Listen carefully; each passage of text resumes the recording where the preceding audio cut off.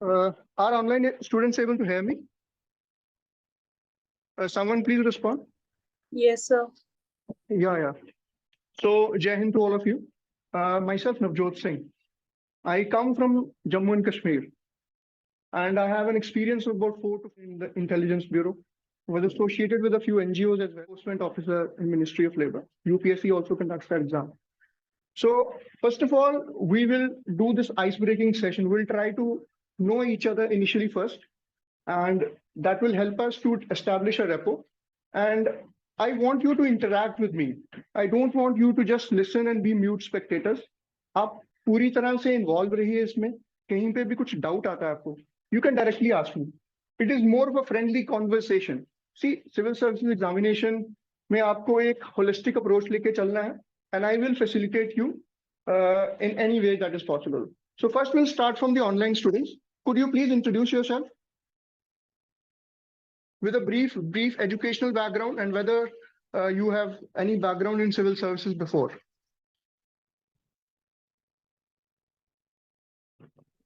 Good morning, sir. I am Pulvan Kaur. Okay. Good morning, sir. Hello. Sir, Yeah, I'm please. Yogita Sahu Okay. Go from ahead. Raipur. Yes, sir. Okay. Okay, and now we'll move to the offline students. Could you please start with your introduction? बैठ के आप introduce करिए खुद को.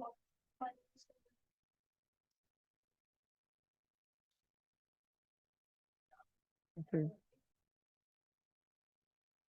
Okay. And you are a fresh aspirant, right? Okay.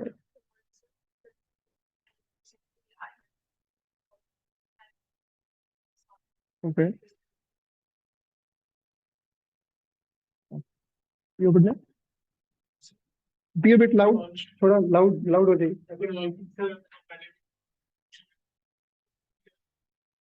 PhD history. Oh, wonderful. And preparing for civil? Next, you have given any attempt? First attempt. Okay.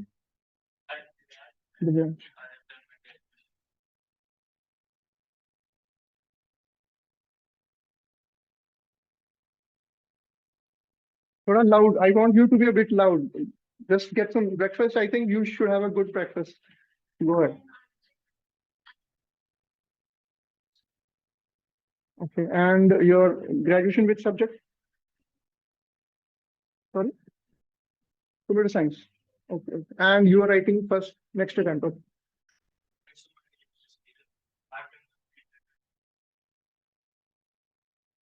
And okay, what is your optional subject? Not decided. Political science.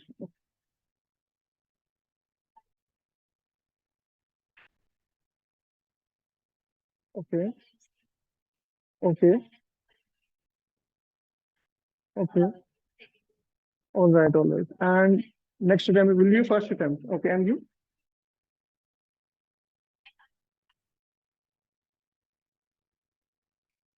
Okay. And next, all freshers, everyone is the first one. Okay, fine. So with this brief introduction, let me give you a little overview about the civil services examination.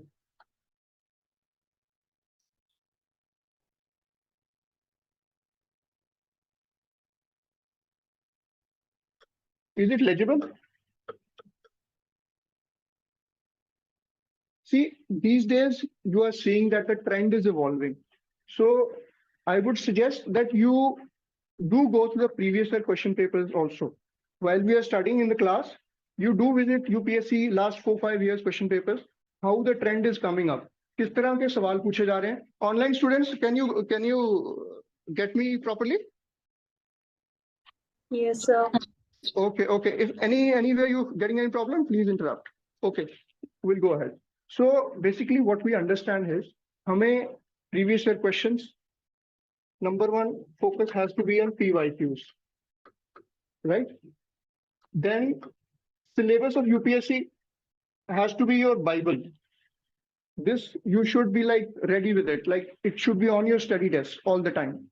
And then only one book per subject. So this is a mantra: minimum content and maximum revision. As it is said that a person, a warrior samurai, आपने Japanese samurai के बारे में सुना होगा, तो वो उस इंसान से नहीं डरते हैं जिसने 1000 किक्स को एक बार प्रैक्टिस किया। जब एक किक को जिसने 1000 बार प्रैक्टिस किया वही जीतता है। तो आपको अपनी उस एक किक को मास्टर करना है। हर किताब सब्जेक्ट के लिए एक किताब पढ़नी। That should be your approach. और कोई मुश्किल नहीं है, ये हवा निकाल देना दिमाग से कि सिविल सर्विस एग्जाम कोई मुश्किल नहीं है। You have to go step by step. If you keep up with the class, I am sure we are going to do a great job here, right. तो आगे बढ़ते हुए अगर हम कोई सी before understanding the constitution of India, the political structure of India, we have to understand the genesis of India. India बना कैसे? How our country came into existence? Since Indus Valley civilization, जब वैदिक एज से पहले Indus valley civilisation थी आपकी, कुछ idea है आपको इस चीज का? कहीं पे कुछ दिक्कत हो गया पूछ सकते हैं, इंटरप्ट कर सकते हैं। इंडस वैली सिविलाइजेशन थी, उसके बाद आपके वैदिक एज आया, फिर डिफरेंट जनपदाज आए, मगध रूल थे और भी बहुत सारे, अशोका का रूल, गुप्ता रूल, ये सब एम्पायर आया, फिर मुगल एम्परर आए, उसके बाद 1700 के बाद 1600 के बाद ब्रिटिशर्स आ गए। उससे पहले there was no collective consciousness कि इंडिया एक नेशन है। We were a lot of princely states, small principalities here and there. South में चोलास थे, वहां पे चेराज, पांड्या, सतवाहनाज, ये सारे डिफरेंट किंगडम्स थे, एक देश नहीं था। जब ब्रिटिशर्स आए, एक नेशनल मूवमेंट इवॉल्व हुआ। 1885 में आपकी इंडियन नेशनल कांग्रेस की फॉर्मेशन हुई, राइट। उसके बाद ग्रेजुअली जो हमारे लीडर्स थे, दादा भाई नारोजी, उमेश चंद्र बैनर्जी, हमारे बाल गंगाधर तिलक, फिर बिपिन चंद्रपाल, ये सारे जो लीडर्स थे, इन्होंने लोगों में कॉन्शियसनेस पैदा की, जिससे क्या हुआ, लोगों को एक नेशनैलिटी की फीलिंग आना शुरू हुई।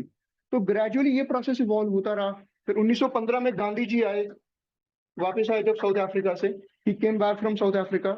तब हमने देखा कि उन्होंने अपनी सत्याग्रह और नॉन वायलेंस के दम पे पूरे देश में किस तरह से जागरूकता पैदा की। जो मासेस थे हमारे, जो आम जनमानस, उनको कैसे उन्होंने उनकी ताकत को कैपिटलाइज किया, यूटिलाइज किया, फिर एक नेशनल मूवमेंट स्टार्ट की। इसी तरह बढ़ते बढ़ते बढ़ते आगे हम 1947 में जब हम आजाद हुए, तब हमारे देश में एक तो प्रिंसली स्टेट्स हुआ करती थी। प्रिंसली स्टेट्स आप थोड़ा थोड़ा नोट कर सकते हैं साथ में अगर चाहें तो, प्लस ब्रिटिश इंडियन प्रोविंसेस।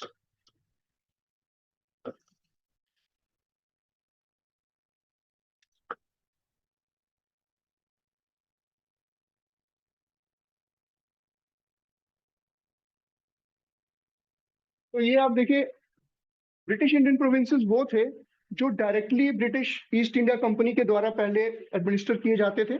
और 1858 में आपने सुना होगा रिवॉल्ट ऑफ 1857 के बारे में, तो सबने सुना है। 1857 के बाद 1858 में प्रोक्लेमेशन हुआ, एक क्वींस प्रोक्लेमेशन, जो इंडिया का एम्पायर था पूरा ईस्ट इंडिया कंपनी का, वो ब्रिटिश एम्पायर के अंडर आ गया। इट केम अंडर द, क्या बोलते हैं उसको, ब्रिटिश पैरामाउंसी। क्या आप वर्ड नोट कर सकते हैं, ब्रिटिश पैरामाउंसी।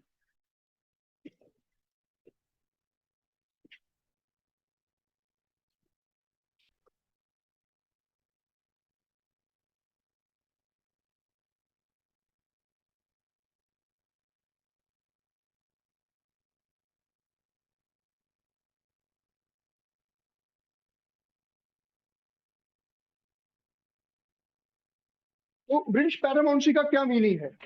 देखिए, जो पूरा एम्पायर था, जो प्रिंसली स्टेट्स वाला, वो क्वीन के नाम पे होल्ड किया जाता था जो प्रोविंसेस। फॉर एग्जांपल अगर हम महाराजा पटियाला की बात कर लें, जम्मू कश्मीर की रियासत थी, फिर जूनागढ़ था, हैदराबाद था, वो सारे देवर कॉल्ड प्रिंसेस। उनको किंग्स नहीं कहा जाता था। किंग्स क्यों नहीं कहा जाता था? क्योंकि वो क्वीन के अंडर आते थे सारे। इसी तरह हमारे जो ब्रिटिश इंडियन प्रोविंसेस थे, जो हमने पहले बात की, वो सारे ब्रिटिशर्स डायरेक्टली एडमिनिस्टर करते थे। प्रिंसली स्टेट्स के लिए बाकी जो लोकल एडमिनिस्ट्रेशन होती थी, वो जो प्रिंसेस खुद मैनेज करते थे। उसके अलावा जो 3 सब्जेक्ट्स हैं, जैसे डिफेंस हो गया, कम्युनिकेशंस हो गया,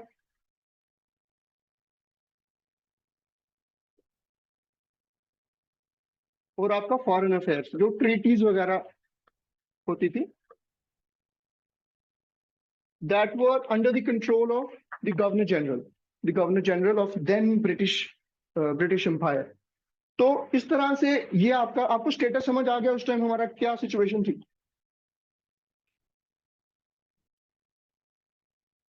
देखिए, आपके प्रिंसली स्टेट्स थे और ब्रिटिश इंडियन प्रोविंसेस थे। जब हम आजाद हुए 1947 में, तब हमारे 565 आपके प्रिंसली स्टेट्स थे। आजादी होते होते 15 अगस्त तक आपके 562 इंटीग्रेट हो गए थे इंडियन यूनियन में। जो प्रिंसली स्टेट्स थे उनको ये अपॉर्चुनिटी दी गई थी, या तो आप आजाद रहें, either you remain independent,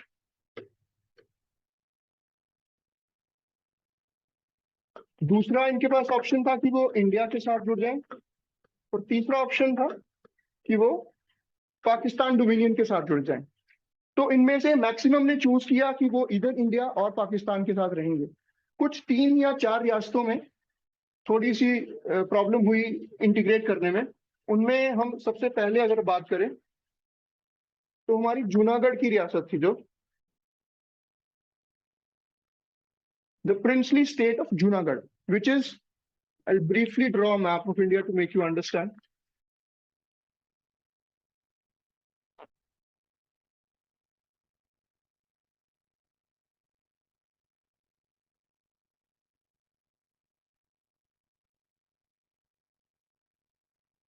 So this part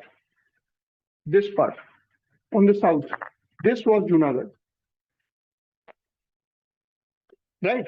यहाँ पे the 80% जो आपकी पॉपुलेशन थी वो हिंदूज थे, हिंदू पॉपुलेशन थी 80%। और जो उनका राजा था, द मुस्लिम रूलर, उनका नाम था मोहम्मद महाबत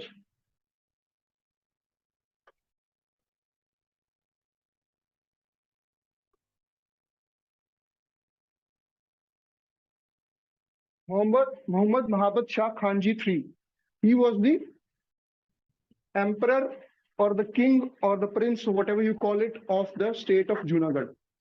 तो ये जनाब इन्होंने पाकिस्तान में एक्सीड कर लिया था। इनिशियली इन्होंने पाकिस्तान में ज्वाइन कर लिया था, बट बाद में सरदार पटेल और वीपी मेनन, सरदार पटेल हमारे पहले क्या थे, कुछ बता सकते हैं?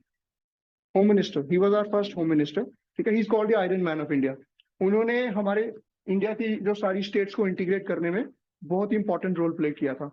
तो उनकी एक एक्सट्यूट लीडरशिप की वजह से हमने यहाँ पे अपनी फोर्सेस भेजी और इवेंचुअली राजा को भागना पड़ा पाकिस्तान, और ये इंटीग्रेट हो गया इंडिया में। यहाँ एक इंटरेस्टिंग स्टोरी भी है। जो जूनागढ़ के राजा थे, इनको एक कुत्ता अपना बहुत प्यारा था, तो वो बाकी सामान छोड़ के चले गए और कुत्ते को साथ जरूर लेके गए हैं। तो this was one interesting story of the राजा।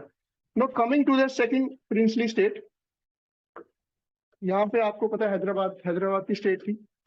यहाँ किसका रूल था, कुछ आइडिया? निजाम का नाम, असफ जा डायनेस्टी, निजाम ऑफ हैदराबाद, इनकी डायनेस्टी का नाम था असफ जा, राइट। ये उस वक्त की टाइम्स मैगजीन में फीचर हुआ था। जो यहाँ के नवाब थे उस्मान अली खान,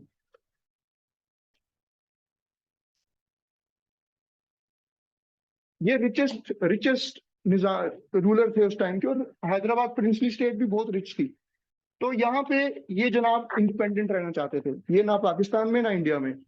दे wanted to remain independent, this state of Hyderabad. तो यहाँ पे इवेंचुअली एक ऑपरेशन पोलो चलाया गया, Operation Polo, very good. So Operation Polo, यहाँ पे इंडियन आर्मी, इसको पुलिस एक्शन भी कहा जाता है।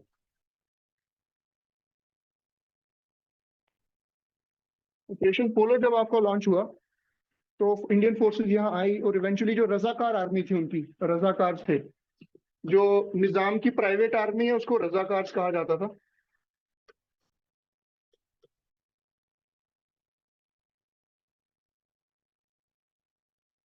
तो जब इंडिपेंडेंस के बाद इन्होंने काफी टॉर्चर जो लोकल लोगों का करना शुरू किया, तो वो काफी वायलेंस भी बढ़ गया था। तो इवेंचुअली जब इनको हरा दिया तो हैदराबाद भी एक्सीड हो गया इंडिया में। ये हमारी सेकंड स्टेट थी जो जिसमें प्रॉब्लम आ रहा था। जोधपुर के बारे में एक छोटी सी प्रॉब्लम वहां पे ये हुई थी। जोधपुर इवेंचुअली वो जिन्ना जी से काफी कोलैबोरेशन उन्होंने करने की कोशिश की कि हम पाकिस्तान में बेटर डील मिलेगी तो हम पाकिस्तान में जाएंगे, लेकिन इवेंचुअली ये भी भारत में ही एंड में जुड़ गया, became a part of the Indian state of Rajasthan currently. अभी हम बात करेंगे जम्मू कश्मीर की, जहां से आई ऑल्सो बिलोंग हूँ। तो जी ये आपकी जम्मू कश्मीर है, ठीक है। तो यहाँ के उस टाइम राजा का नाम बता सकता है कोई, कौन था राजा तक? महाराजा हरि सिंह, यस, महाराजा हरि सिंह।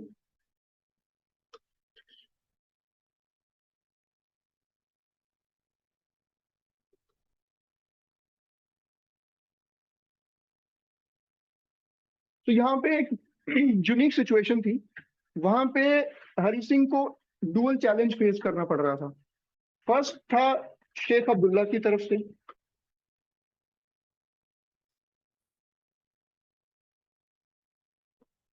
शेख अब्दुल्ला की तरफ से जो एक डेमोक्रेटिक सेटअप की एस्टेब्लिशमेंट चाहते थे, और दूसरा इनकी जो अपनी प्राइवेट आर्मी थी वो बहुत वीक थी। The army was really weak. तो इवेंचुअली जब इन मैं शॉर्ट में बताऊंगा यहाँ पे, क्योंकि ज्यादा हमें डिटेल में जानने की इसमें जरूरत नहीं है। इवेंचुअली जब जिन्ना को लगा कि नहीं ये हमारे साथ इंटीग्रेट नहीं होगा कश्मीर, उन्होंने एक ऑपरेशन गुलमर्ग स्टार्ट किया। Operation Gulmarg, just briefly you should know about it. Operation Gulmarg, इसमें उन्होंने जो पाकिस्तान आर्मी के जो सोल्जर्स थे, पठान्स को, कबाइलीज को भेजा है। कबाइली क्या क्या थे? वो रेडर्स, जो मतलब एक पठानी सूट पहना के भेज दिए कि ये हमारे आर्मी के बंदे नहीं है, नॉर्मली इनको रेड करने के लिए भेज दिया। मुजफ्फराबाद एरिया है कश्मीर में, वहां से ये एंटर हुए। फिर कैसे आगे आगे ये पहुंचे और कुछ प्रॉब्लम्स हुई, इवेंचुअली इंडियन आर्मी को यहाँ पे आना पड़ा। महाराजा हरि सिंह ने एक्सीड किया। इंस्ट्रूमेंट ऑफ एक्सेशन, ये टर्म इंपॉर्टेंट है, इंस्ट्रूमेंट ऑफ एक्सेशन।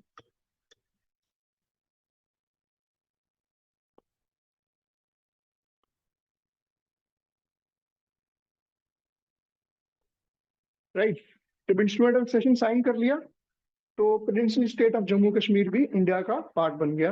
और अगले ही दिन, ये 26 अक्टूबर 1947 को ये इंस्ट्रूमेंट ऑफ एक्सेशन साइन हुआ था। और 27 अक्टूबर की मॉर्निंग 1930 आवर्स, 9:30 बजे, इंडियन आर्मी के ट्रूप्स, फर्स्ट सिख बटालियन के 320 ट्रूप्स कश्मीर श्रीनगर एयरपोर्ट पे लैंड हुए हैं। और इवेंचुअली अगले 2-3 दिन में बहुत सारी वहां पे ट्रूप्स आए हैं और हमने उनको वापस खदेड़ दिया और कश्मीर इंडिया का इंटीग्रल पार्ट बन गया। दिस इज द स्टोरी कि कैसे आपके जो प्रिंसली स्टेट्स थे और ब्रिटिश इंडियन प्रोविंसेस थे वो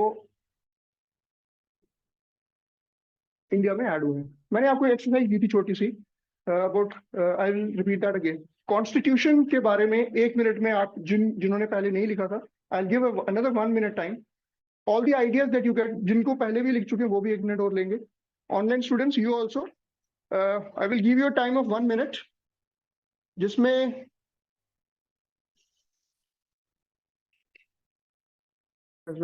okay okay. So see the thing is, अभी आपको ये स्टोरी समझ आई कि कैसे प्रिंसली स्टेट्स बने हैं, फिर हमारा कॉन्स्टिट्यूशन। और कॉन्स्टिट्यूशन की जरूरत क्या है, हमें ये समझना पड़ेगा। क्या आपको लगता है कि कॉन्स्टिट्यूशन सिर्फ डेमोक्रेटिक कंट्रीज के लिए चाहिए या दूसरी कंट्रीज के लिए भी चाहिए? Any guesses?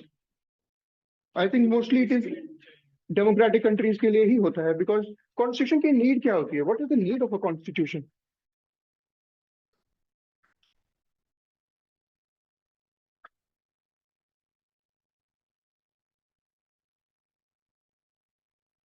सी, एक मोनार्कियल स्टेट्स होती थी पहले, वहां पे किंग्स यूज टू रूल, उनका अपना ही कॉन्स्टिट्यूशन होता था। They were not accountable. The kings in earlier times, they were monarchs. They were autocratic regimes, right? तो वहां पे कॉन्स्टिट्यूशन की तो जरूरत है ही नहीं, because they are not accountable to people. And 1789 में आपने पढ़ा होगा फ्रेंच रेवोल्यूशन हुआ था। फ्रेंच रेवोल्यूशन से वर्ल्ड को 3 वंडरफुल प्रिंसिपल्स मिले हैं, liberty, equality and fraternity. Liberty, जिसको फ्रेंच में वो लिबर्टे भी लिखते हैं, right? Equality, or I think you can use these terms in your answers when you write your mains, because their French equivalents, the examiners would appreciate. Egalite and fraternity, which means fraternity.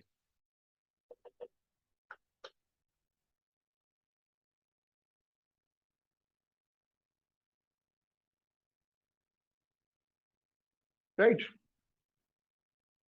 तो जब ये rights और US bill of rights भी आपने सुना है, 1776 US declaration of rights, French revolution 1789 और 1776 में आपका अमेरिकन रेवोल्यूशन जब हुआ था, उसके बाद अमेरिकन डिक्लेरेशन ऑफ राइट्स आया.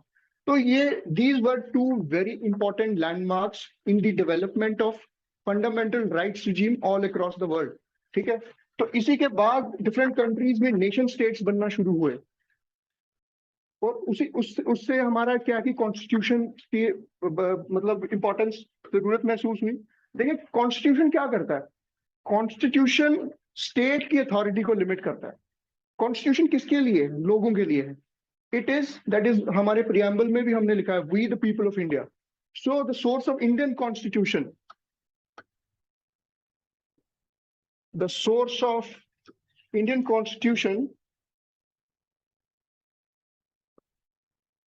is the people, right? अगर हम ब्रिटिश कॉन्स्टिट्यूशन की बात करें, it is a constitutional monarchy. It is not a republic. It is a constitutional monarchy.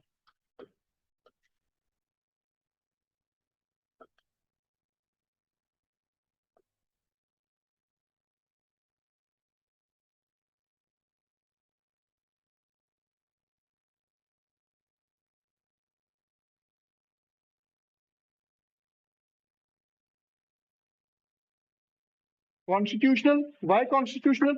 Because it has a constitution, right? But it is not a written. See, इसमें भी एक और important जो clause आपको मैं समझा रहा हूँ, जो रिटन और अनरिटन का जो बात है.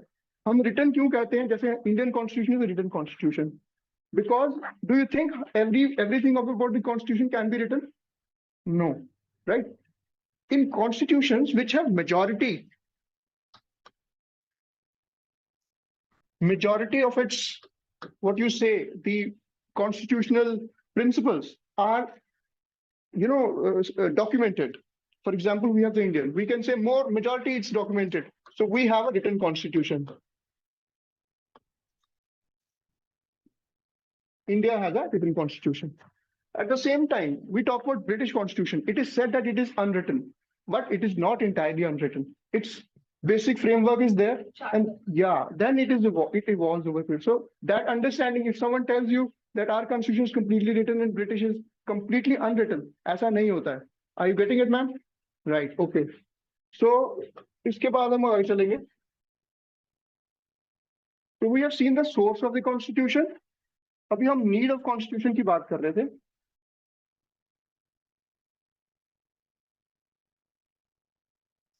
Right. तो हमें कॉन्स्टिट्यूशन क्यों चाहिए? इंडिया हमने जब एस्टैब्लिश की country, we are a sovereign, secular, socialist, democratic republic. अच्छा, do you have any idea independence के टाइम इनमें से कौन से वर्ड्स नहीं थे जो शायद बाद में ऐड हुए? सेकुलर, या wonderful. So initially we were sovereign, and बाद में क्या ऐड होगा? सेकुलर, सोवरेन, सोशलिस्ट भी हमने बाद में ही ऐड किया है, ना. Sovereign, socialist, secular, democratic. And why republic? Yes. So these were the words which were, UPSC में एक सवाल भी आया हुआ है, at the time of commencement of the constitution what was the status? So उसका answer sovereign, democratic republic, right. Although हमारे constitution के डिफरेंट आर्टिकल्स में आपको ये प्रोविजंस मिल जाएंगे, सोशलिस्टिक प्रिंसिपल्स भी मिल जाएंगे. कहाँ मिलेंगे? Any idea? Anyone can tell me? Directive principles के बारे में सुना है, उनमें आपको सोशलिस्टिक प्रिंसिपल मिल जाएंगे. और सेक्युलर भी था हमारा कॉन्स्टिट्यूशन, ऑल्दो वो एक्सप्लिसिटली हमने प्रियम्बल में नहीं डाला था.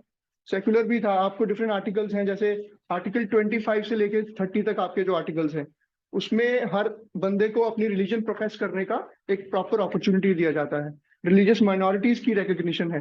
तो ये हमारा कॉन्स्टिट्यूशन सेक्युलर भी था, सोशलिस्ट भी था, दो it was not explicitly mention. और ये कब एक्सप्लिसिटली मेंशन हुआ है? 42nd amendment. अब अमेंडमेंट का आपको आइडिया है अमेंडमेंट्स क्या होती है? अमेंडमेंट की गई 42 1976 में, जिससे सोशलिस्ट, सेक्युलर और एक और वर्ड ऐड किया गया, इंटेग्रिटी। राइट, ये 3 वर्ड्स ऐड किए गए तब। तो देखिए, जब कॉन्स्टिट्यूशन बना है तब उसमें कितने आर्टिकल्स थे? कॉन्स्टिट्यूशन में कितने आर्टिकल्स थे जब बना है, कुछ idea? 395। So we had 395 articles at the inception, right? And कितने schedules थे हमारे? 8 schedules. Very good. 8 schedules थे हमारे।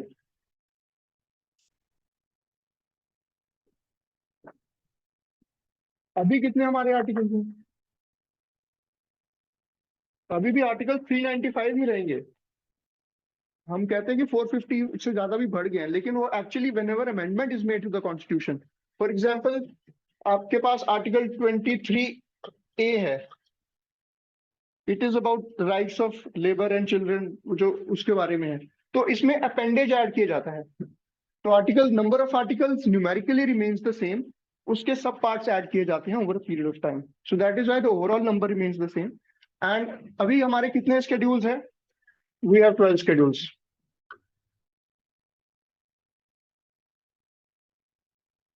अभी स्केड्यूल्स बनाने का क्या जरूरत पड़ गई? कॉन्स्टिट्यूशन तो था ही। अब आप किताब पढ़ते हैं, किताब में अगर आपको कोई पेज ढूंढना होगा तो आप इंडेक्स देखते हैं।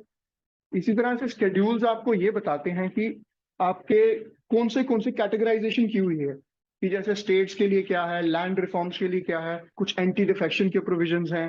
अब 9 शेड्यूल आपका ऐड हुआ और 10 शेड्यूल ऐड हुआ, जो पंचायती राज और आपका अर्बन 1992 में अर्बन लोकल गवर्नमेंट। सबको समझ आ रहा है ना? मतलब if anywhere someone is having any problem आप बताएंगे बीच में। तो इस तरह से हमारा कॉन्स्टिट्यूशन इवॉल्व हो गया, होता रहा है हमेशा। और कॉन्स्टिट्यूशन कोई स्टैटिक डॉक्यूमेंट नहीं है, it is not a static document, it is an organic body in itself, it evolves over a period of time, ये वक्त के साथ इवॉल्व होता रहता है। अब सबसे पहले कॉन्स्टिट्यूशन बनने का प्रोसेस, आइडिया कहाँ से आया? सबसे पहले आइडिया दिया आपके 1934 में, या वेरी गुड, एम.एन. रॉय ने। इन्होंने आइडिया एक, मतलब first he proposed, he was a great champion of, he was a great communist leader, he was also member of communist manifesto, also the communist international, also Comintern के member हैं ये। उसके बाद 1935 में आपने देखा कि इंडियन नेशनल जो कांग्रेस थी, इंडियन नेशनल कांग्रेस ने इसको पहली बार एक अपने चार्टर में लाया, इसको इसकी इंपॉर्टेंस को समझा कि हम एक कॉन्स्टिट्यूशन हमारे लिए बनाना जरूरी है।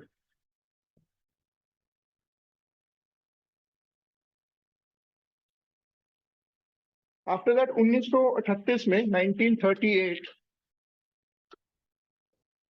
Pandit Nehru, our first prime minister, he was a great socialist. This you write, थोड़ा सा लिखिए इसको। Pandit Nehru he emphasized that the Constitution of India should solely be made by Indians without any foreign interference. The Constitution of India should be completely or solely made by the Indians without any foreign interference.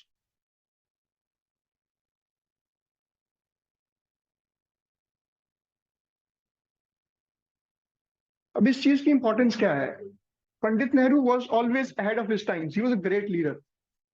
एक sovereign country है, अगर उसको अपने laws बनाने का अधिकार खुद होना चाहिए। और जो हमारे लीडर्स थे उस वक्त, उन्होंने इस चीज को समझा कि ये कितना इंपॉर्टेंट है कि हम अपनी कंट्री को जिस तरह समझते हैं उसको उसी तरह से ब्रिटिशर्स को नहीं, इसको नहीं समझ पाएंगे. That empathy will be lacking in British.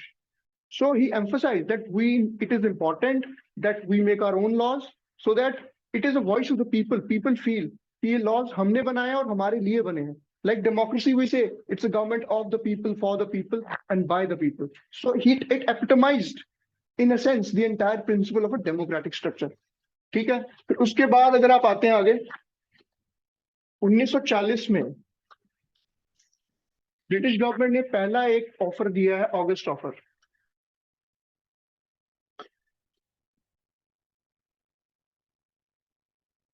August offer में उन्होंने क्या किया है कि एक प्रपोजल दिया है कि हम आपके वॉर खत्म होने के बाद हम ऐसे कुछ बना देंगे, आपका कॉन्स्टिट्यूशन डोमिनियन, उसका कॉन्स्टिट्यूशन बना देंगे. लेकिन ये एक्सेप्ट नहीं हुआ है. 1942 में एक ब्रिटिश ऑफिसर थे, sir Stanford Cripps. You can write sir Stanford Cripps.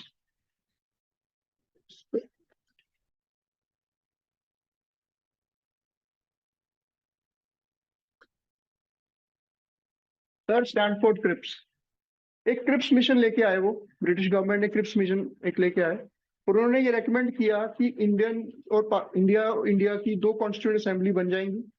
उन्होंने लेकिन पाकिस्तान का वो स्टेटस अभी इसमें रिजेक्ट किया था. तो वॉर खत्म होने के बाद, जब वर्ल्ड वॉर 2 खत्म होगी, तो उसके बाद हम एक कॉन्स्टिट्यूशन बनाएंगे आपके लिए, इंडियन डोमिनियन के लिए. लेकिन मुस्लिम लीग को ये एक्सेप्ट नहीं हुआ. तो बिकॉज वो पाकिस्तान चाहिए था उनको, तो ये भी ऑफर रिजेक्ट हो गया. इवेंचुअली क्या हुआ, 1946 में कैबिनेट मिशन प्लान आया. राइट.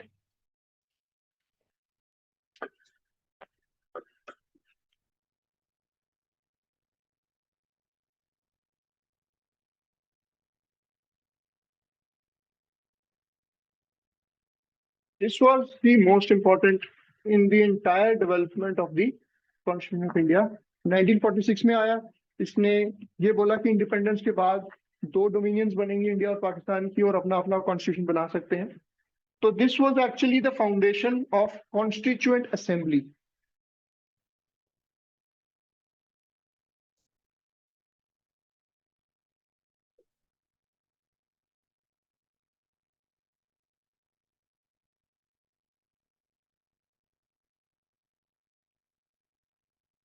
ठीक है. Constituent assembly, this was the provisional constitution, जो प्रोविजनल पार्लियामेंट जिसको हम कह सकते हैं. ये 1946 में इसने अपनी नवंबर में, आई गेस, फर्स्ट अपना सेशन किया है इन्होंने. उसके बाद it took around 2 to 3 years, 2 years 11 months और सम डेज, 70 समथिंग डेज, जिसमें ये पूरा कॉन्स्टिट्यूशन मेकिंग का प्रोसेस ये चला है. लेकिन इसमें जब कॉन्स्टिट्यूएंट असेंबली इनिशियली बनी, जो पाकिस्तान के जो मेंबर्स थे उन्होंने ज्वाइन नहीं किया. तो इवेंचुअली 393 इसमें सीट्स होनी थी. उसमें 296 were to be Indian provinces, British Indian provinces, and around 93 something, if I'm not wrong, these were the princely states. इसमें से 292 were the 11 governors provinces. 11 governors provinces आप नोट कर सकते हैं if you want. इसको मैं थोड़ा इधर लिख देता हूँ. तो 292 में से 11 गवर्नर प्रोविंस, 292 ये थे, प्लस जो 4 थे वो 4 चीफ कमिश्नर प्रोविंसेस के मेंबर्स थे. इसको आप नोट कर लीजिए. ये आपके 11 governors provinces,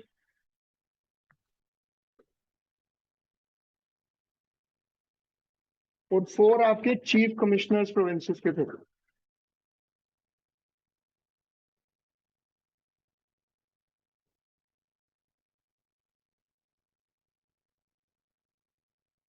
We'll take a pause, you revisit it.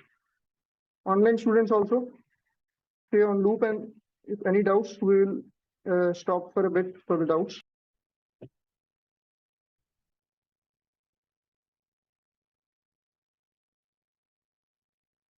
तो हम कहाँ तक पहुंचे, जो प्रोविंसेस कितने थे और क्या हुआ था. तो जब इलेक्शन होनी थी इसके लिए, जो ब्रिटिश इंडियन प्रोविंसेस थे, कॉन्स्टिट्यूएंट असेंबली में जो मेंबर्स आने थे, कुछ तो तरीका होगा ना, कैसे, किसी को तो नहीं उठा के डाल देंगे. तो कुछ प्रोसीजर थे. अब ब्रिटिश इंडियन प्रोविंसेस थे जो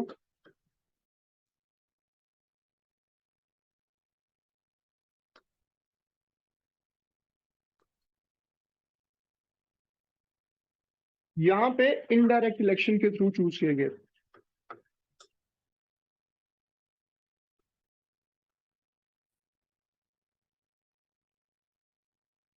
Indirect election was held to elect, whereas for the princely states,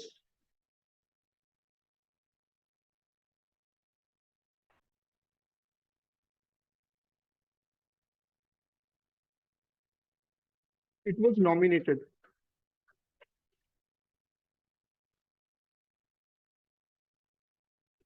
Nominated members थे। Nominate कौन करेगा? Princes, obviously. They will nominate. So we have, here we can see, तो British Indian provinces थे, ये indirectly elected थे, और ये nominated थे। So the Constituent Assembly at that time was partly elected plus partly nominated.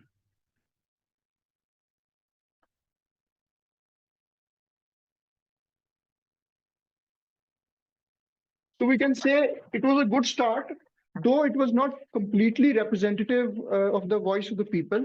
But to make a constitution, to make a head start, we needed some procedure to adopt. So this was a good, I would say, bargain to start the constitutional scheme of things in India. अब इसके आगे देखिए 3 groups में divide किए गए थे लोग, 6 Muslims and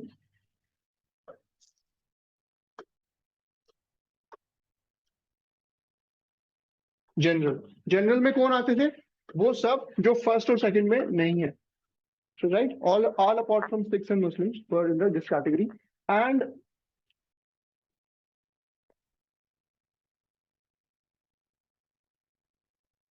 जो पर्टिकुलर कम्युनिटी के लोग थे उनको एक अपनी कम्युनिटी के लोग ही चूज करते थे तब ये एक इशू था। Members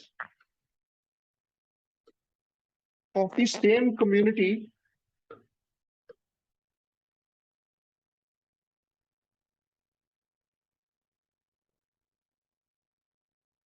were to choose the elected members into the Constituent Assembly from a particular community. तो ये Constituent Assembly का एक थोड़ा बेसिक आइडिया है। इसके बाद जब Constituent Assembly मिली है 1946 से लेके 49 तक, जब भी it met as a body, when it met as a legislative body, it was both a legislative as well as the sovereign उस टाइम पे हमारी parliament as well as an administrative constitution making body. So when it met as a legislative body,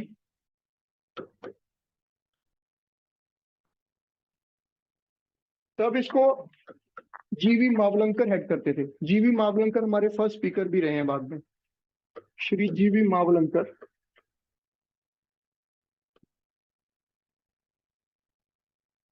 So when the body met as a legislative body, Constituent Assembly, it was headed by G.V. Mavlankar. कर लीजिए note.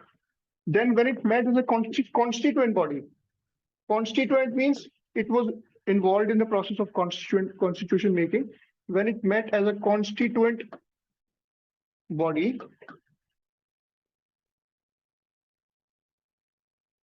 Dr. Rajendra Prasad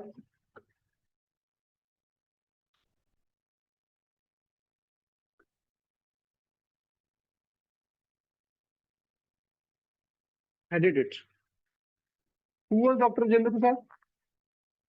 First president of India. Obviously, he went on. See, constituent body के head थे और बाद में इनको वहां elevate कर दिया गया और ये हमारे फर्स्ट स्पीकर बने। राइट, थोड़ा टिल है। अब कॉन्स्टिट्यूशन मेकिंग प्रोसेस में कुछ कमेटीज भी थी इन्वॉल्व आपकी, जैसे यूनियन पावर्स कमेटी। नोट कीजिए इसको, यूनियन पावर्स कमेटी। उनके मैं आपको नाम नोट करवा देता हूँ, ये आप नोट कीजिए। This is an important fact कि कौन कौन सी मेजर कमेटीज थी। सिर्फ मेजर कमेटीज हमें याद रखनी है, माइनर कमेटीज याद नहीं रखनी। फर्स्ट इज आपकी union powers committee. This was headed bye Jawaharlal Nehru.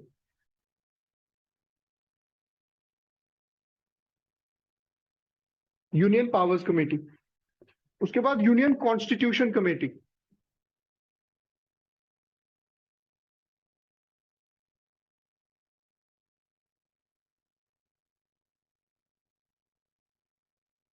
again headed by Jawaharlal Nehru.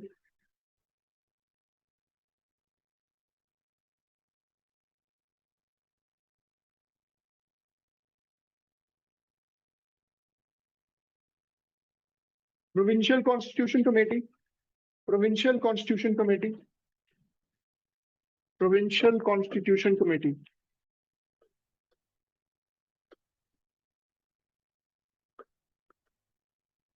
ये आपके सरदार पटेल थे।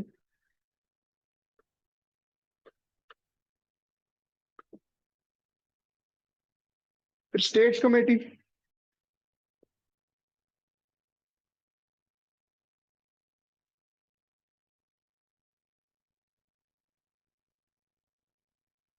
पंडित नेहरू।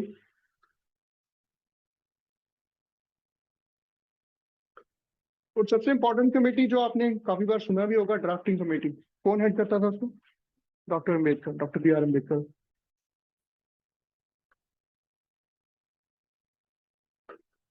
ये आपको इस पे डिफरेंट एग्जाम्स में डायरेक्ट क्वेश्चन मिल जाएंगे, ये याद करना है इसको पूरा।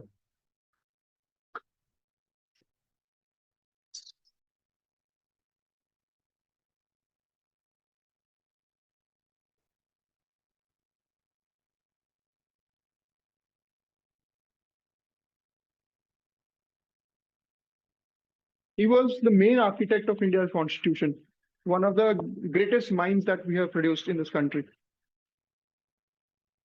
दो और भी कमेटीज हैं, वो लिखिए आप। एक है आपकी advisory committee on fundamental rights,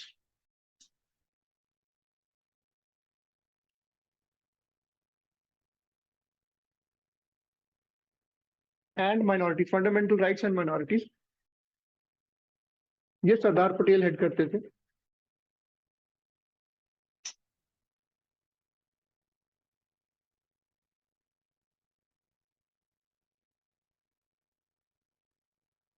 इसकी दो सब कमेटीज भी थी, एरो डाल के आप दो कमेटीज लिख सकते हैं ऐसे। First is fundamental right sub committee, fundamental right sub committee.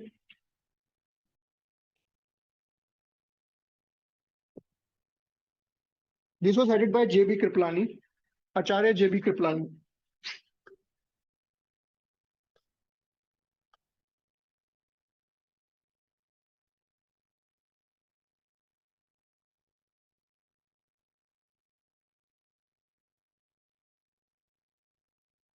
And second was Minorities Committee,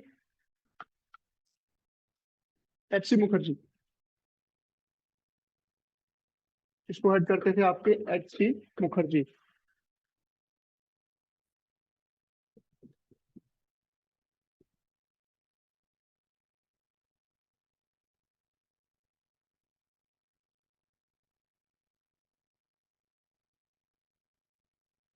याद रखोगे?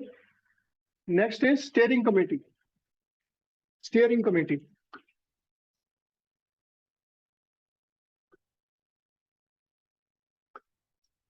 Doctor Rajendra Prasad.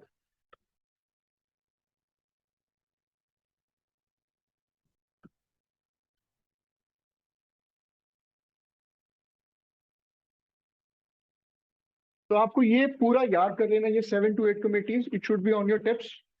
In the coming days I will in between ask you guys, तो आपके टिप्स पे होनी चाहिए। जो चीजें याद करने वाली मैं आपको साथ साथ में बता रहा हूँ। इसके बाद ड्राफ्टिंग कमेटी लिखिए, ड्राफ्टिंग कमेटी के मेंबर्स वो पता होने चाहिए आपको। Again we know drafting committee was headed by doctor Ambedkar. इसको हेडिंग डाल लीजिए ड्राफ्टिंग कमेटी करके, इस पे थोड़ा सा लिखवा दूंगा आपको। It was constituted on August 29, 1947।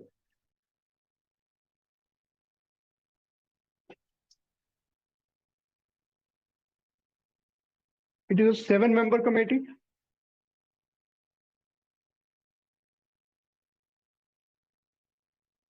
And was tasked with drafting the constitution. It was tasked with drafting the constitution of free India. इसके मेंबर्स कौन थे? चेयरमैन थे आपके अंबेडकर साहब, उसके बाद N Gopalaswamy Iyengar,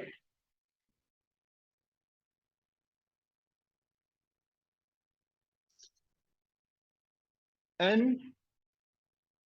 Gopalaswamy,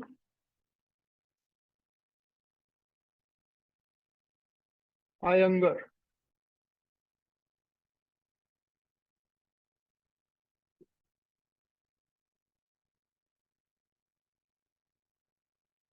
next आपके अलादी कृष्ण स्वामी आयर.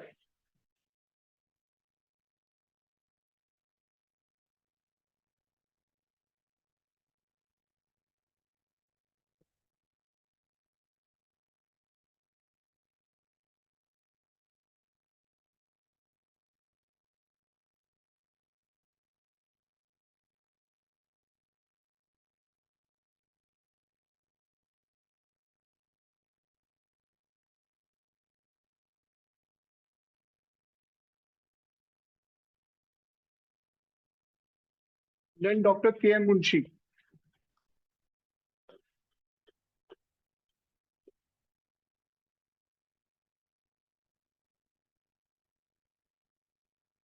आपको क्वेश्चन ये नहीं पूछा जाएगा कि who is a member.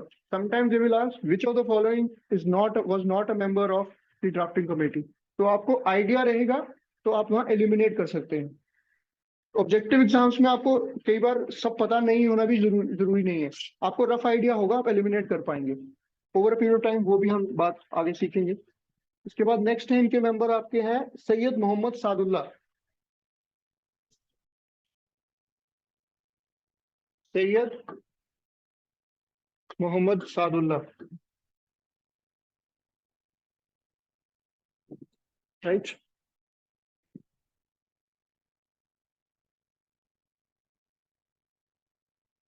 Then N Madhav Rao.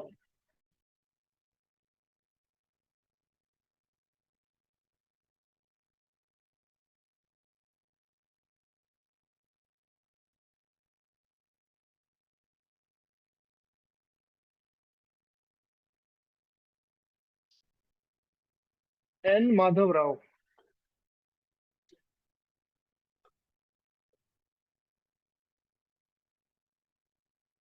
ये इनकी डेथ हो गई थी बीच में, फिर इनको रिप्लेस किया गया था बी एल मित्तर. तो ये भी पूछ सकते हैं which of the following members died during the. ये स्टेट पीसीएस में ज्यादा पूछने का चांस रहता है इसका. बी एल मित्तर. और लास्ट है T T Krishnamachari.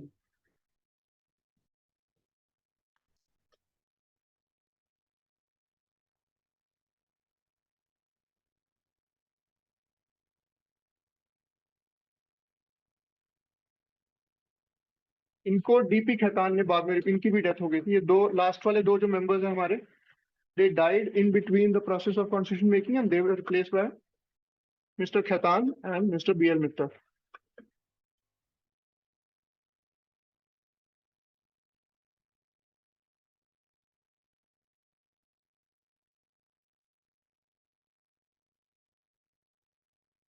No problem.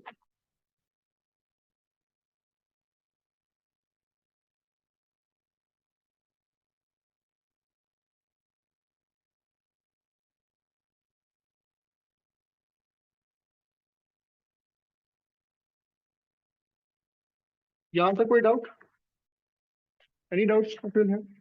अभी देखिए आगे इनैक्टमेंट ऑफ द कॉन्स्टिट्यूशन. अब कॉन्स्टिट्यूशन मेकिंग प्रोसेस खत्म कब तक हो गया?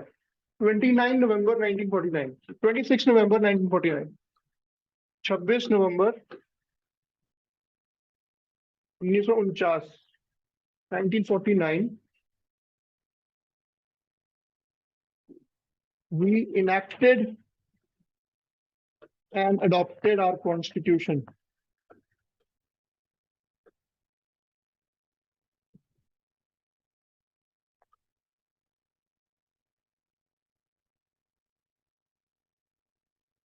Indian Constitution, लिखिए. Indian Constitution is one of the lengthiest constitutions in the world.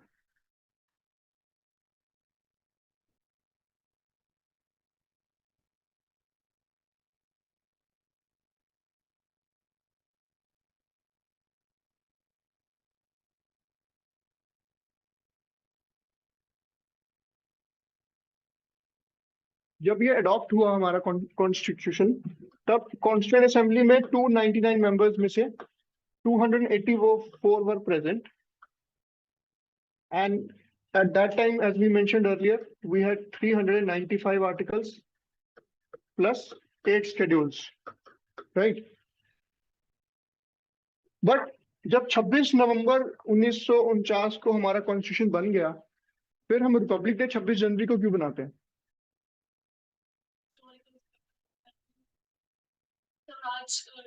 Good, that's a very good point. See, when we already have enacted our constitution on November 26, 1949, it was decided that to give, you can note this down, to give importance to the historical event of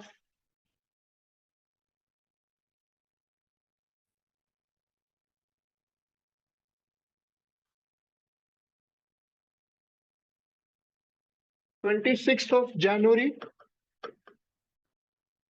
1929, when on the banks of Ravi, Swaraj was declared as the goal. Swaraj was declared as the goal. Swaraj, that is total independence. Purna Swaraj. Purna Swaraj or total independence. That was celebrated the first Independence Day actually. 26 November 1921 was then celebrated the first Independence Day. इसको credit देने के लिए 26 जनवरी 1950 को it was declared that we adopt, enact, and give to ourselves this wonderful constitution which safeguards the rights and civil liberties of the people of India. तो 26 नवंबर इसीलिए हम Republic day बनाते हैं. अब कुछ इंपॉर्टेंट 2-4 पॉइंट्स हैं कि कब कब हमने नेशनल फ्लैग अडॉप्ट किया, वो चीजें भी आपको पता होनी चाहिए. तो you can note this down. Constituent assembly में और क्या क्या काम किए थे? सबसे पहले हमारी कॉमनवेल्थ की मेंबरशिप को भी रेटिफाई किया. It ratified our membership to the Commonwealth in 1949.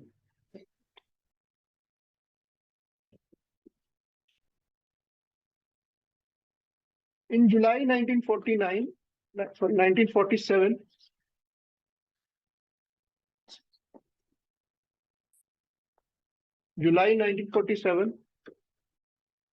we adopted our national flag. 22nd July, to be precise, we adopted our national flag.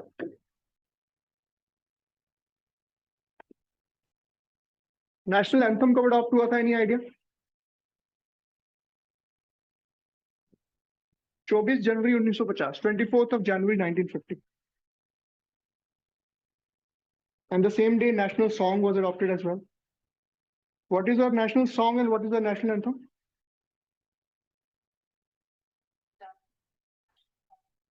Good. For 24th January 1950 को ही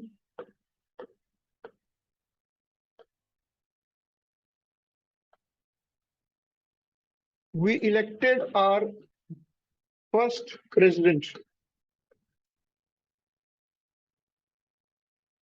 डॉक्टर राजेंद्र प्रसाद को भी इसी दिन elect किया गया था as our first president.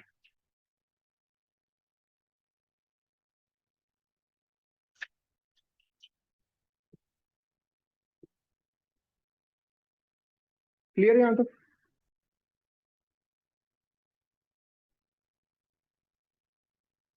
Now you have to see, हमारी constituent assembly बन गई, कॉन्स्टिट्यूशन भी बना दिया. अब कॉन्स्टिट्यूएंट असेंबली का कुछ क्रिटिसिज्म भी किया जाता है कि ये सिर्फ एक लॉयर, ये नोट कीजिए क्रिटिसिज्म ऑफ कॉन्स्टिट्यूएंट असेंबली कि it was a lawyer politician dominated body.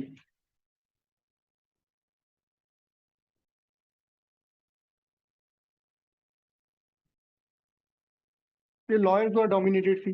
दूसरा, it was told to be a body dominated by Hindus of one particular religion.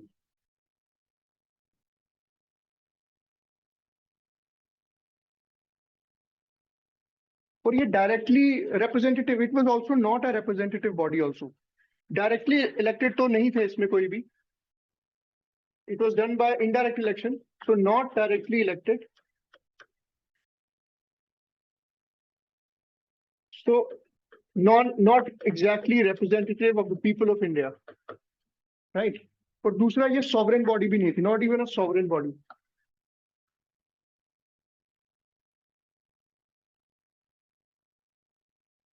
Not sovereign. अब sovereignty का concept, are you aware of the concept of sovereignty? Okay, I will explain. See, sovereignty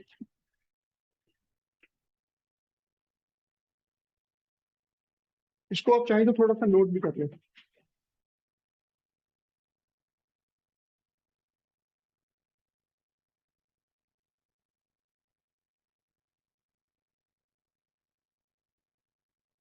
एक statement है एक philosopher की, आप लिखेंगे, आपको कहीं कोट कर सकते हैं. व्हेन इसको विद इन कोट्स लिखें एक स्टेटमेंट को. When a determinate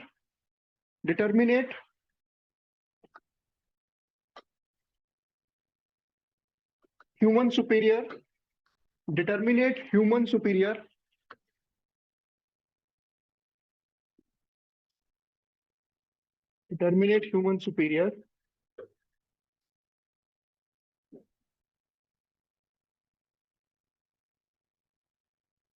not inhabit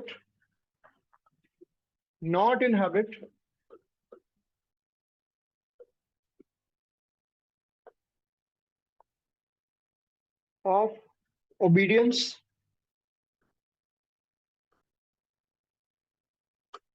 to a like superior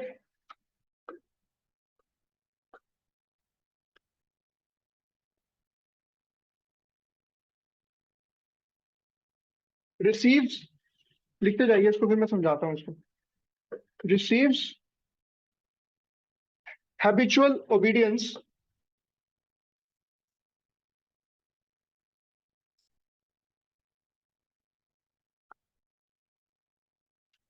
from the bulk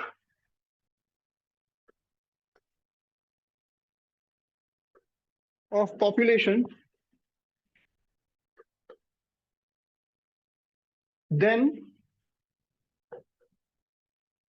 that determinate superior is a sovereign. That determinate superior is a sovereign, and the society is sovereign and democratic. That society is a sovereign society. Now we'll try to understand this statement. This was given by Jean Bodin. He's a French philosopher. Jean Bodin.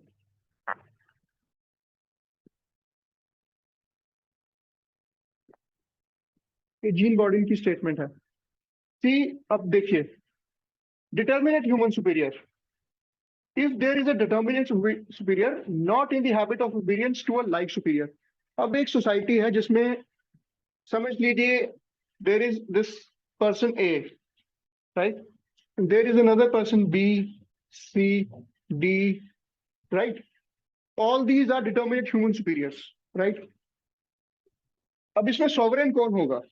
Not in the habit of obedience to a like superior. Now this, if we consider A, if it is not in habit of obedience to this B, C, D, then this A becomes this determinate human superior, right? Not in habit of obedience. Now he receives habitual obedience from the bulk of society. अब ये तो हो गए superiors. अब ये small a, B, C, D to Z, ये होगी normal population. अब ये इनसे भी obedience receive करता है और normal population से भी. So he becomes a sovereign. Then this determinate human superior is a sovereign, and this society, this entire society that we have discussed is a sovereign society. Sovereignty का concept आ गया. अब यहाँ पे कोई एक और समझ लीजिए, एक और ह्यूमन सुपीरियर है Z, उसकी भी नीचे एक सोसाइटी है ऐसे. अब इसका अपना डोमेन है, इसकी अपनी सोवरेनिटी है. May be we call state any state you name, state P, that state is state Q. Now, A does not have any authority over state P, and Z does not have any authority over state Q. These are two different sovereign states. With sovereign क्या मतलब है इसका कि वो independent है अपनी foreign policy, अपने affairs को कंडक्ट करने के लिए, हर चीज के लिए वो इंडिपेंडेंट है. उनको किसी को आंसरेबल नहीं होना है. फॉर एग्जाम्पल अगर हम प्रेजेंट कॉन्टेक्स्ट की बात करें, India is a sovereign country. अगर इंडिया को किसी कंट्री के साथ अपने रिलेशंस बनाने हैं तो ये कौन बताएगा इंडिया को? कोई नहीं बताएगा. इंडिया खुद डिसाइड करेगा. और फॉर एग्जांपल आपने यूक्रेन वॉर के बारे में सुना. यूक्रेन वॉर हुआ, किसके किसके बीच में हो गया? Russia and Ukraine. क्यों हुआ? क्योंकि देखिए, there is more to it than meets the eye. जो दिखता है जनरली वो होता नहीं. यूक्रेन की तरफ नाटो का एडवांस हो रहा था. नाटो आपको पता है ना, North Atlantic Treaty Organisation. It is dominated by western countries headed by US, France, Germany, all these countries are there. तो नाटो, अभी मैप आपको मैं बना के बताता, लेकिन उसमें अंडरस्टैंडिंग आपकी अच्छी हो जाएगी. World map try to draw.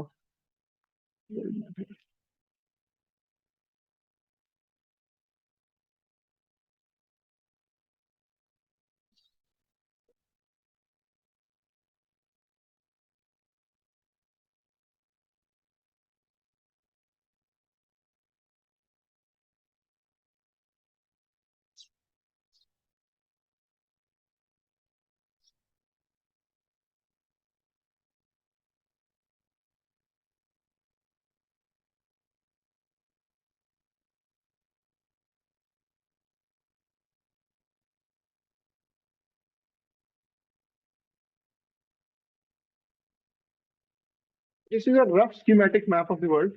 ये अपना इंडिया यहाँ पे, ठीक है.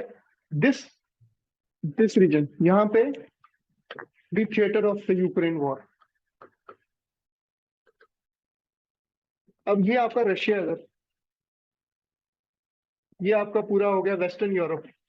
यहाँ पे ईस्टर्न यूरोप है, स्लोवेनिया, स्लोवाकिया, वो सारी कंट्रीज हैं. अब आपका यूएस है, यूएस भी इसमें पार्टिसिपेट कर रहा है. अब यूक्रेन अभी नाटो का मेंबर नहीं है. It is pushing towards Ukraine. It wants to accede Ukraine to become its 32nd country, but it's not agreed. Russia fear करता है. यहाँ पे आपका ब्लैक सी है, ब्लैक सी. आपने ब्लैक सी ग्रेन इनिशिएटिव के बारे में सुना होगा. ब्लैक सी ग्रेन इनिशिएटिव, ठीक है. तो रशिया और Ukraine bulk of the wheat supply करते हैं. They supply wheat to majority of the world, largest producers and suppliers. तो ये प्रॉब्लम हो गई. और यहाँ से रशिया का पूरा, अगर यूक्रेन उसके हाथ में आ जाएगा तो रशिया का जो मैरीटाइम ट्रांसपोर्ट है वो इम्पैक्ट हो जाएगा. तो Russia considered it as a attack on its own sovereignty. अब देखिए पूरा ये सोवरेनिटी का चक्कर है. उसकी वजह से यूएस को अपने इंटरेस्ट सेफगार्ड करने हैं, उस वजह से वो उसको अपने अंदर मिलाना चाह रहा है. तो दीज आर. अब इंडिया का स्टैंड क्या है? अब यूएस चाह रहा है कि ये रशिया को डायरेक्टली कंडेम करे India, but India is a sovereign country. और इंडिया रशिया से ऑयल इंपोर्ट कर रहा है जो उसको चीप ऑयल मिल रहा है. US and west is saying it is Indian hypocrisy. India क्यों खरीद रहा है? India is funding the war by buying Russian oil. But at the same time Russia यहाँ पे आपको नॉर्थ स्ट्रीम, आपने गैस पाइपलाइन के बारे में सुना है? नॉर्थ स्ट्रीम, नोट कर लीजिए इसको. North stream, north stream, north stream 1 and 2, ये गैस पाइपलाइन है. ये रशिया से सीधे इधर, यहाँ पे जो स्कैंडिनेवियन कंट्रीज हैं, यहाँ पे जर्मनी के 2 सिटीज में यहाँ से यहाँ ये मिलता है. तो उसके अलावा भी जो यूरोप का सारा गैस सप्लाईज है मैक्सिमम यहाँ से आ रहा है. When Europe is telling India not to buy oil, at the same time it is buying gas. So India is saying we are a sovereign country. We will buy oil from wherever we will get. We will not be pushed into your agenda of we have our own independent foreign policy. Foreign policy में हमारे अपने strategic interest को हमने देखना है India ने. तो एक sovereign country अपने strategic interest को decide करता है, अब फॉर एग्जांपल पाकिस्तान है और चाइना का एग्जांपल लेते हैं। चाइना क्या करता है, डिफरेंट कंट्रीज को लोन देता है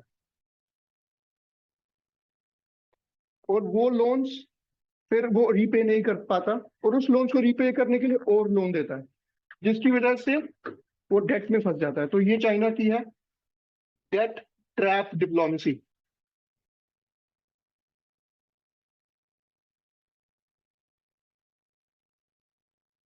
डेट ट्रैप डिप्लोमेसी, इससे क्या होगा, अब जो कंट्री पूरा चाइना के लोन में डूबी हुई है उसकी अपनी फॉरेन पॉलिसी रहेगी, उसके अपने रिसोर्सेज रहेंगे। अब अफ्रीका में चाइना बिल्कुल ऐसा ही कर रहा है। पूरा अफ्रीका में इन्होंने डिफरेंट डिफरेंट जगह पे लोन्स दे रखे हैं और यहाँ पे जो ऑयल रिच जो कंट्रीज हैं, तो ऑयल वेल्स को डोमिनेट करना है। So basically it is all a fight for resources to control the sovereign resources of another country. अब नाइजीरिया के अगर ऑयल वेल्स है, कंट्रोल नाइजीरिया का होना चाहिए, बट अगर दूसरी कंट्री उसको डोमिनेट कर रही है, this is kind of neo colonialism, economic colonialism. पहले होता था कलोनियलिज्म जो कंट्रीज, यूरोपियन कंट्रीज आके, Portuguese, French, Dutch, all these countries used to settle in this part of the world, India, Indonesia, Java, Sumatra. अब दूसरा colonialism हो रहा है।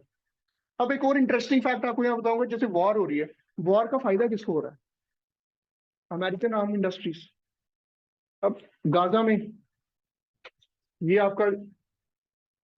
आपका रीजन है, Egypt, Palestine, Gaza, Jordan, Lebanon, इधर आपकी मेडिटेरेनियन सी है। तो इजराइल के through US is trying to push because it has a huge arms industry. So there is more to it that meets the eye. You have to understand this. Don't believe everything that you read. Try to delve deeper into it. So मैं थोड़ा ज्यादा इसमें detail में चला गया। Sovereignty आपका concept आपको समझाने के लिए। अभी सोवरेनिटी मुझे लगता है आप जिंदगी भर भूलेगा नहीं आपको, right? So this was the concept of sovereignty. हम कहाँ थे वैसे? आई डाइग्रेस्ड। अच्छा हाँ, सोवरेन बॉडी नहीं है। और उसके बाद नेक्स्ट है कि कांग्रेस से डोमिनेटेड थी। वो हम कॉन्स्टिट्यूएंट असेंबली की बात कर रहे थे, number 4 point, Congress dominated body.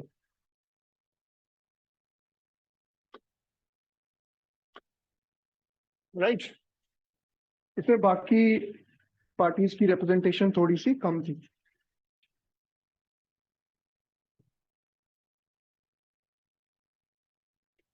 So this was like a brief introduction about the constitution, कैसे बना हमारा, और इसके बाद अमेंडमेंट्स होती रही over a period of time, because उस टाइम पे कॉन्स्टिट्यूशन मेकर्स को जो लगा उन्होंने वो आर्टिकल्स इंक्लूड किए। Over a period of time कुछ नई इनोवेशंस आती रही, कुछ लैंडमार्क केसेस, कुछ लैंडमार्क जजमेंट्स आई। जैसे सबसे इंपॉर्टेंट एक केस है, ये आप लिखे, 2-3 केस आपको बताता हूँ जो इंपॉर्टेंट है। सबसे पहला आपका जो 1973 Keshav Nanda Bharati case, landmark cases we will discuss just briefly.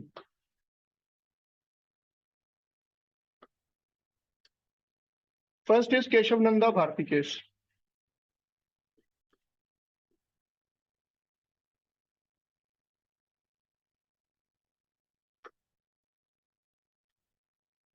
Right, ये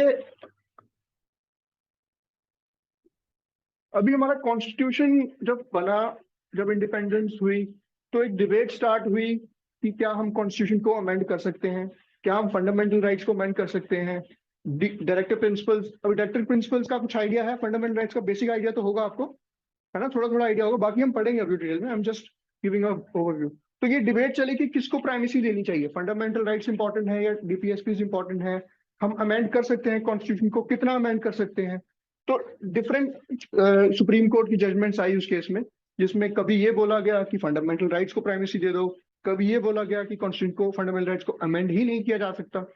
और 1973 में केशवानंद भारती केस में supreme court, honourable supreme court ने ये ऑब्जर्व किया कि यू कैन अमेंड, ये आप नोट कीजिए, you can amend the fundamental rights, you can amend the fundamental rights, but without violating the basic structure. तो इसने एक बेसिक स्ट्रक्चर डॉक्ट्राइन दिया है।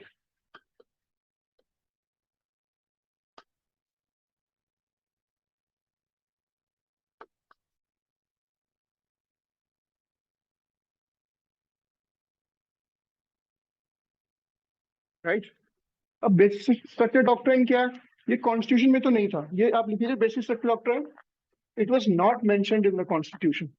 not mentioned in the Constitution.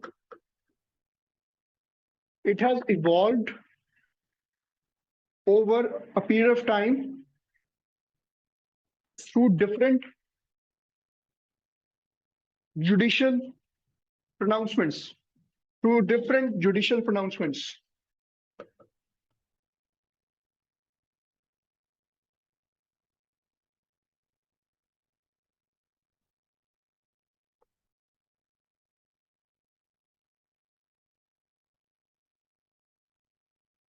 ठीक है, तो बेसिक सेफ्टी डॉक्ट्राइन में सुप्रीम कोर्ट ने ये कहा आप फंडामेंटल राइट्स को अमेंड कर सकते हैं, लेकिन आप अमेंड करते वक्त बेसिक स्ट्रक्चर को वायलेट नहीं कर पाएंगे। आप सिर्फ उन्हीं फंडामेंटल राइट्स को अमेंड कर सकते हैं जो बेसिक स्ट्रक्चर का पार्ट नहीं है, और अगर आप करेंगे भी विदाउट वायलेटिंग। तो ये एक लैंडमार्क जजमेंट है। इसके बाद अभी रिसेंटली एक लैंडमार्क जजमेंट आई थी 2017 में, दैट इज 9 जज KS, नोट कीजिए इसको, KS पुट्टुस्वामी,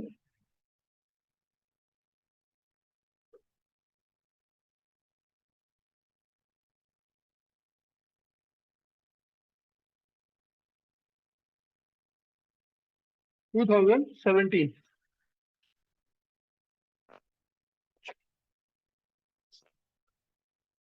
2017।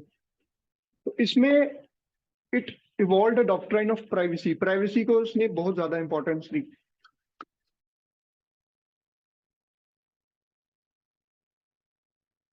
लिखिए इसको थोड़ा कि it placed the right to privacy at the pinnacle, it placed the right to privacy at the pinnacle, PINNACLE, at the pinnacle of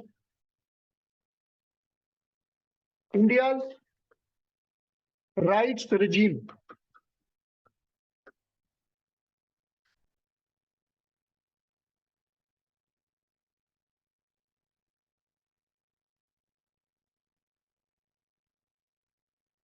अब राइट टू प्राइवेसी क्या है? For example, I am using my phone, I have a right to privacy of that. For example, आप किसी के घर में नहीं घुस सकते, सरकार, इट्स अबाउट स्टेट। जब मैं घुस नहीं सकते, स्टेट की बात कर रहा हूँ। All the laws these are for the state. A constitution is a limiting factor. A constitution क्या करता है, ये एक इंपॉर्टेंट कॉन्सेप्ट आपको और बताना पड़ेगा। कॉन्स्टिट्यूशन क्या है?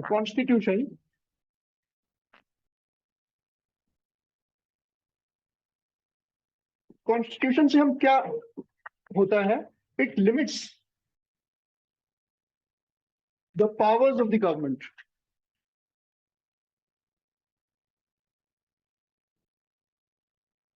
This question will directly come in the exam, you can right this with in box. Prelims में डायरेक्टली ये क्वेश्चन आ जाएगा आपको, many times it has asked before. Constitution limits the powers of the government, and a constitutional government, साथ में लिखिए इसके, a constitutional government is by principle, a constitutional government is by principle a limited government.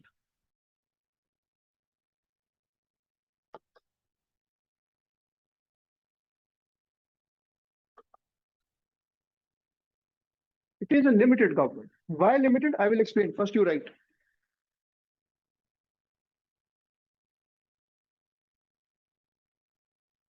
It is a limited government because अगर मैं free movement चाहता हूं all over the country, मेरे को मन करता है कि मैं किसी भी स्टेट में जाऊं, तो स्टेट मुझे ना रोक सके।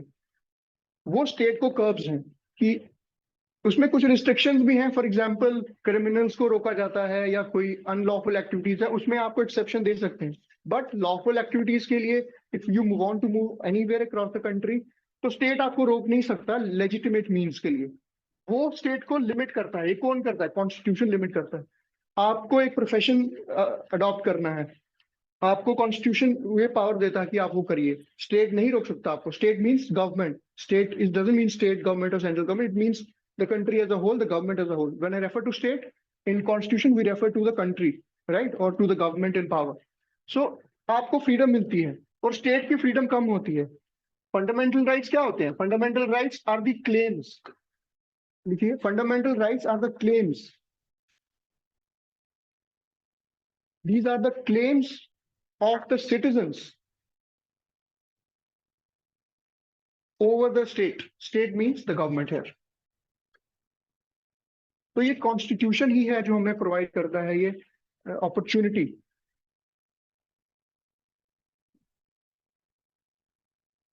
ओके, और एक काफी जो अगर हम इसको फिलोसफिकली आजकल ये सवाल पूछते हैं प्रीलिम्स में कि लिबर्टी क्या है, इक्वालिटी क्या है, तो कॉन्स्टिट्यूशन ऑब्लिक लिबर्टी लिख लीजिए, constitution oblique liberty provide the citizens with an opportunity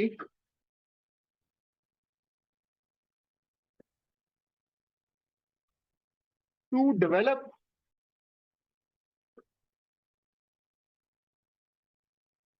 their personality to the fullest.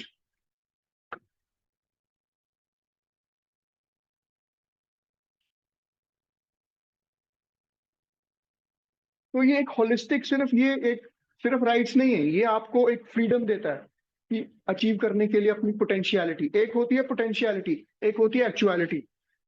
Aristotle ने क्या कहा है? एरिस्टोटल के बारे में सुना ही है, Aristotle, Plato, great philosophers, Greek philosophers, right. Aristotle ने क्या कहा है कि एक उन्होंने ये ट्रायंगल के शेप में एक ह्यूमन डेवलपमेंट का एक एक्सप्लेनेशन दिया है कि at the base of it we have potentiality.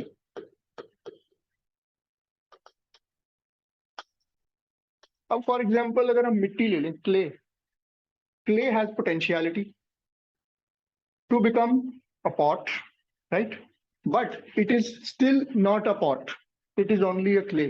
So this process from becoming a clay to a pot, that is where we have to go as human beings.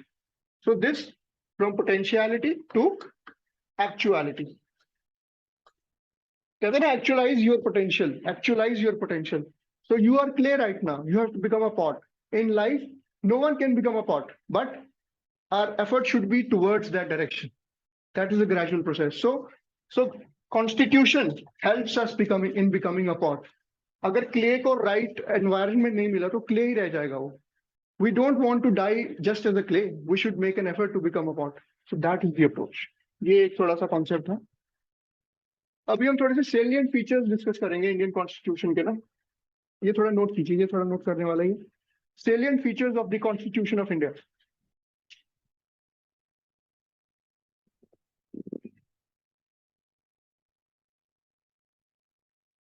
Number 1, it is the world's lengthiest constitution.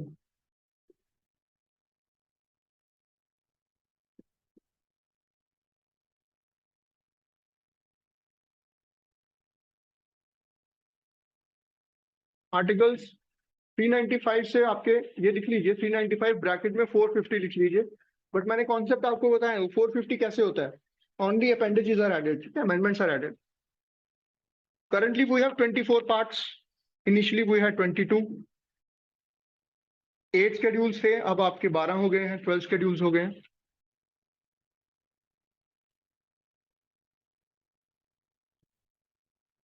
India के constitution का इतना broad size होने के क्या क्या कारण है, इसके साथ ही लिख लीजिए शॉर्ट पॉइंट्स में कि we have a very wide geography.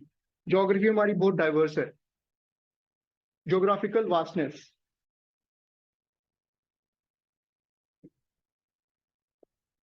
Then historical overhang. Historical overhang.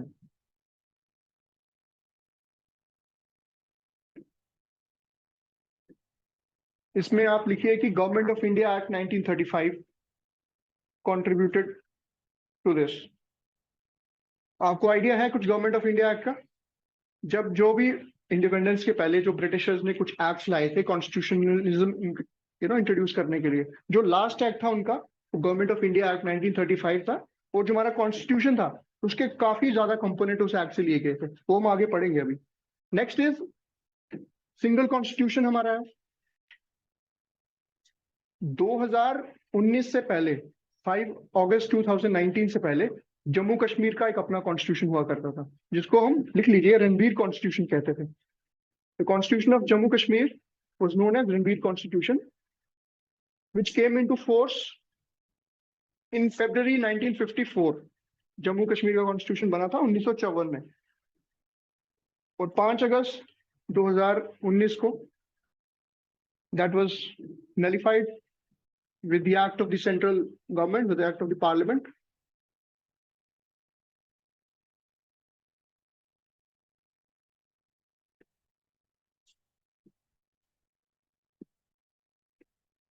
अब सेकंड पॉइंट इसका फीचर सेलियंट फीचर्स में, we drew our constitution, it draws its inspiration from lot of constitutions across the world. दुनिया के बहुत सारे constitution से हमने कुछ कुछ कंपोनेंट्स लिए हैं, अपने हिसाब से उसको एडजस्ट भी किया है to suit our local needs. वो हम आगे पढ़ेंगे कि कौन कौन सी कंट्री से हमने क्या लिया है। जैसे आयरलैंड से हमने डीपीएसपीज लिए हैं, we'll read that later. A blend of rigidity and flexibility. अब ये थोड़ा सा आई विल एक्सप्लेन रिजिडिटी और फ्लेक्सिबिलिटी का कॉन्सेप्ट क्या है। Rigid constitution, flexible constitution. Any idea what this would mean, rigid or flexible?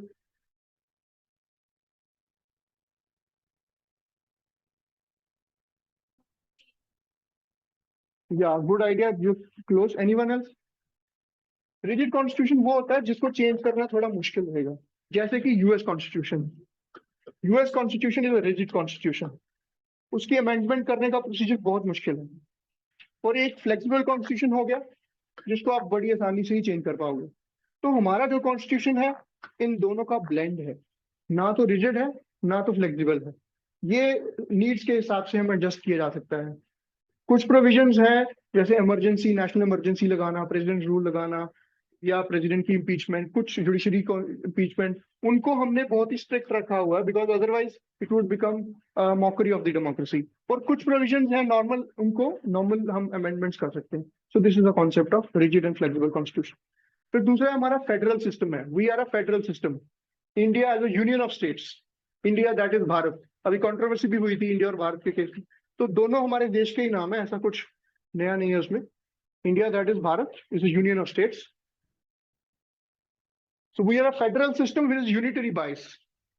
Federal system हम हैं, हम यूनियन ऑफ स्टेट्स हैं, बट हमारे सेंटर को थोड़ी पावर दी गई है। फॉर एग्जांपल इमरजेंसी में क्या होता है, पूरी पावर सेंटर के पास आ जाती है।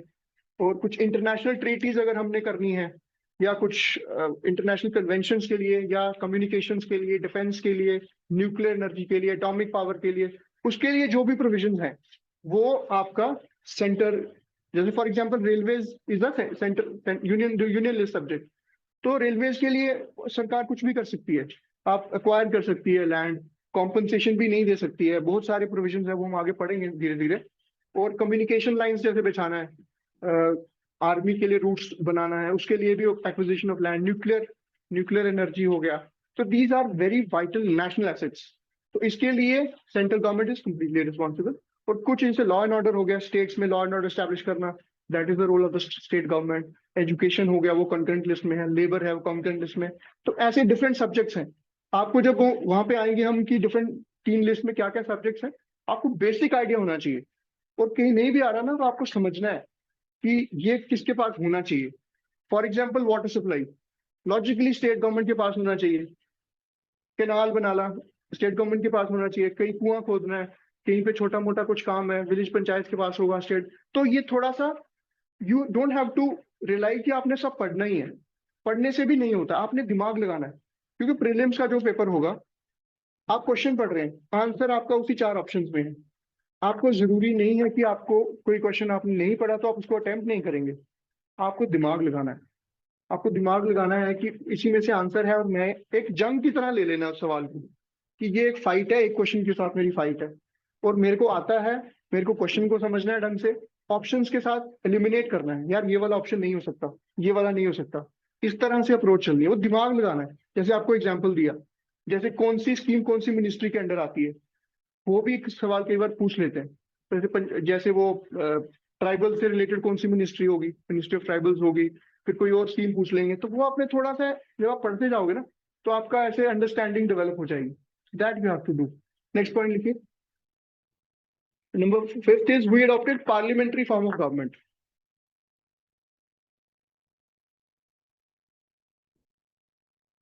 हमने पार्लियामेंट्री अडॉप्ट किया और प्रेसिडेंशियल नहीं किया. यूनाइटेड स्टेट्स में प्रेसिडेंशियल सिस्टम है, बट ब्रिटेन में we have Westminster model. Westminster model you can write. We adopted the British model of Westminster form of government, that is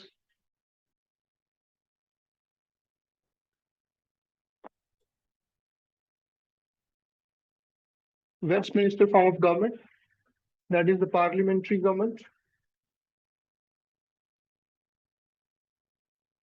Parliamentary government का sense क्या होता है? Collective responsibility of the cabinet. Collective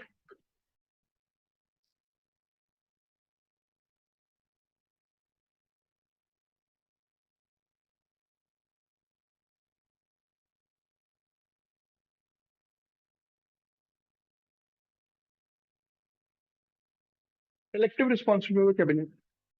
कहते हैं the sink and swim together. No confidence motion के बारे में सुना है आपने? तो वही है, they sink and swim together. For example, अगर प्रधानमंत्री रिजाइन कर रही है तो पूरी कैबिनेट जाएगी, और अगर प्रधानमंत्री खुद भी चाहे तो वो डिसॉल्व कर सकते हैं, या किसी मंत्री को भी डिसॉल्व कर सकते हैं. अगर लोकसभा में आपके पास वो नहीं है एब्सोल्यूट मेजॉरिटी, जो मेजॉरिटी चाहिए 50% से जो ज्यादा होती है, तो आप तब भी आपकी गवर्नमेंट जाएगी. तो ऐसा नहीं है कि कुछ मंत्री रहेंगे कुछ नहीं रहेंगे. इंडिविजुअल मिनिस्टर्स को आप सब कर सकते हो, लेकिन पूरी कैबिनेट को अगर अबॉलिश किया तो आपकी सरकार जाएगी. तो that is the essence of the parliamentary type of government which is collective responsibility. Next लिखिए. It is a synthesis, our constitution is a synthesis of parliamentary sovereignty. Parliamentary sovereignty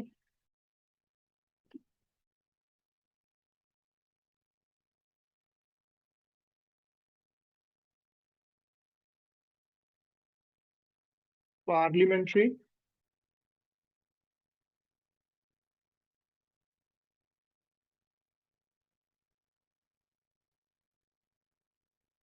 sovereignty plus judicial supremacy.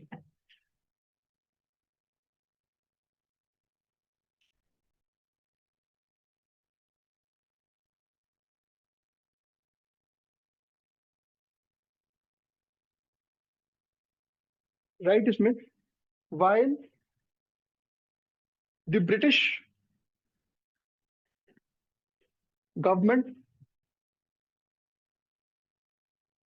while the British Parliament is the sovereign, while the British Parliament is the sovereign,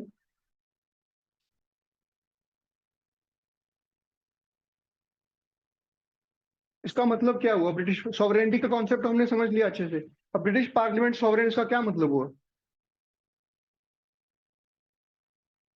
थोड़ा सोचिए, हम sovereignty क्या होती है, और अगर हम parliament को सॉवरेन बोल रहे हैं, हमने कहा था डिटर्मिनेट ह्यूमन सुपीरियर, वो ए हमने पढ़ा था. यहाँ parliament is the A, right? तो सॉवरेनिटी कहाँ लाई करती है? पार्लियामेंट में. तो while the British parliament is the sovereign, समझ आ गया ना कौन से क्यों क्या कह रहा हूँ? While the British parliament is the sovereign, in India we derive sovereignty from the people. We have people are the sovereign, so we have popular sovereignty. पहले लिखो, in India we derive sovereignty from the people.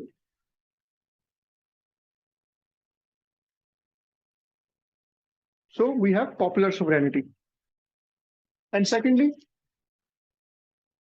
while we see judicial supremacy in the United States, US, while there is judicial supremacy in the United States,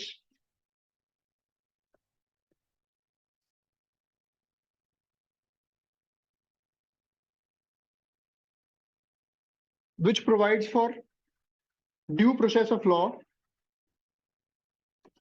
which provides for due process of law,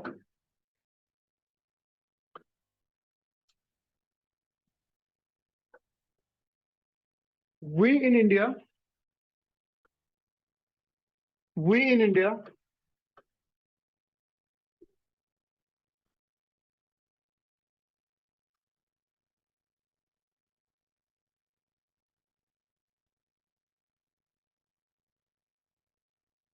have adopted the procedure established by law? We in India have adopted the procedure established by law.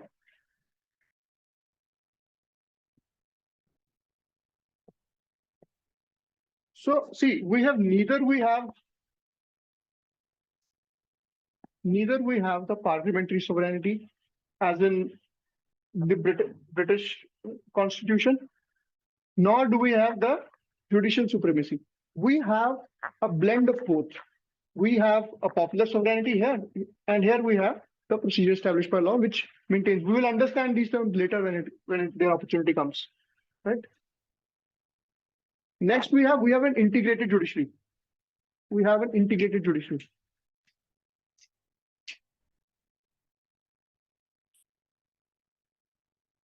Integrated and independent judiciary.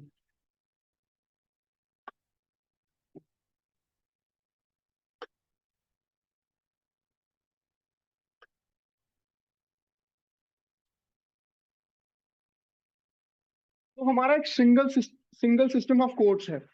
सबसे ऊपर आपका supreme court आ जाएगा. सबसे ऊपर आपका क्या आएगा? Supreme court.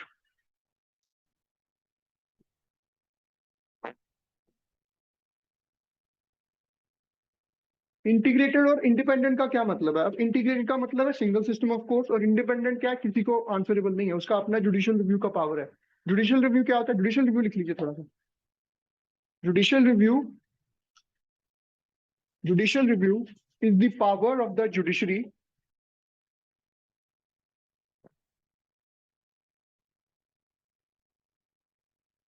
to review the legislative enactments.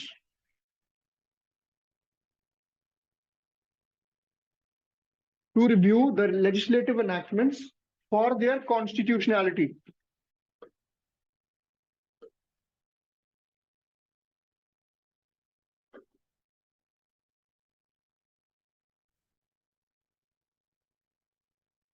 For their constitutionality.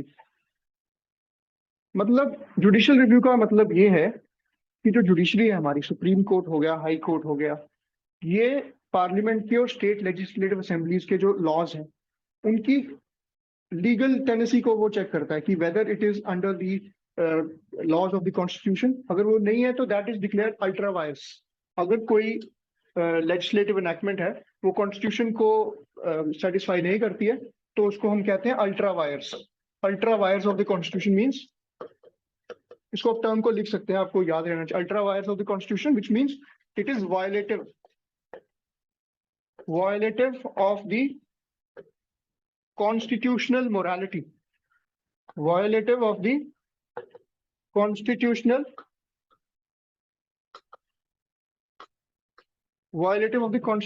morality.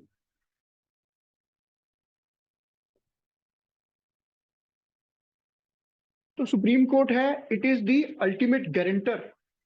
It is the ultimate guarantor of fundamental rights of the people.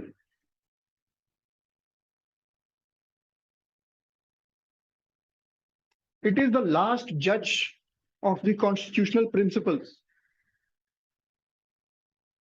Supreme Court is the last judge of the constitutional principles. अगर constitution का कोई भी सवाल है उसका final authority कौन है? Supreme court. It will decide.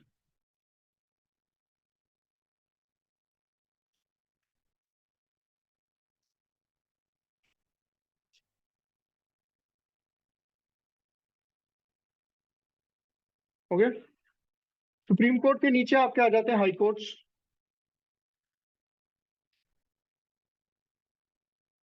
High courts की जुरिस्डिक्शन स्टेट में होती है, राइट. उसके नीचे आपके सबऑर्डिनेट कोर्ट्स आ जाते हैं. सबऑर्डिनेट कोर्ट्स, इनकी जुरिस्डिक्शन हाई कोर्ट के अंडर आती है.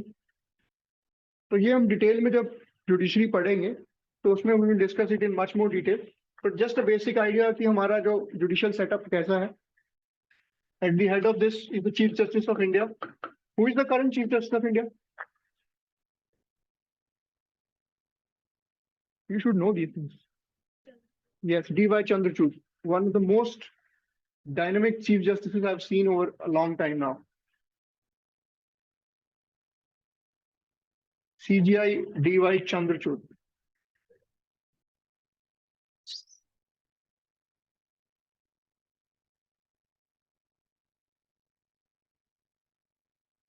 A very man of very high integrity.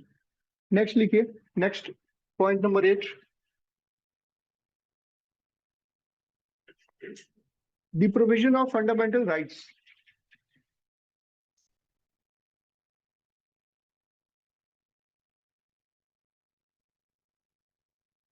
The provision of fundamental rights.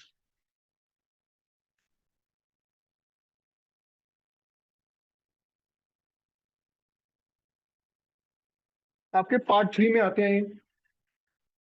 अभी हम कर्सरी आइडिया ले लेंगे कि कौन कौन से फंडामेंटल राइट्स होते हैं हमारे. Article 14 to 18. We have right to equality.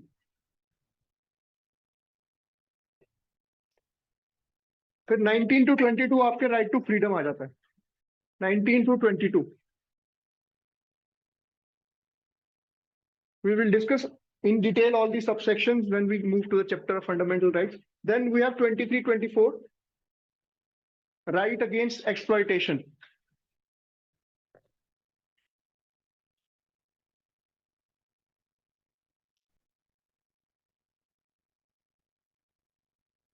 Right against exploitation. Then 25 to 28.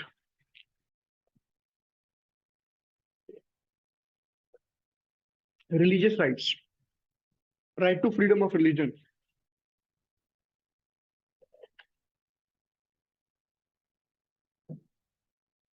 And 29, 30 आपका आ जाता है educational and cultural rights.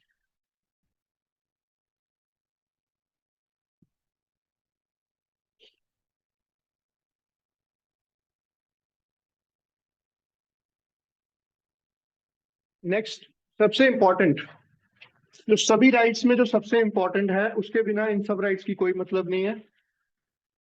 That is article 32. Right to constitutional remedies.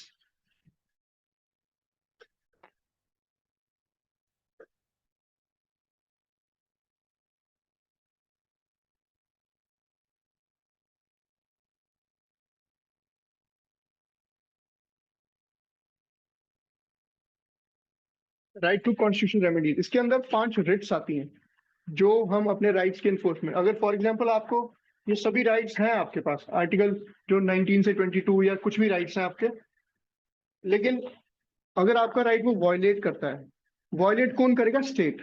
Individuals के लिए ये वैलिड नहीं होता. इंडिविजुअल के लिए you take the normal judicial role और maybe the police will take care of that.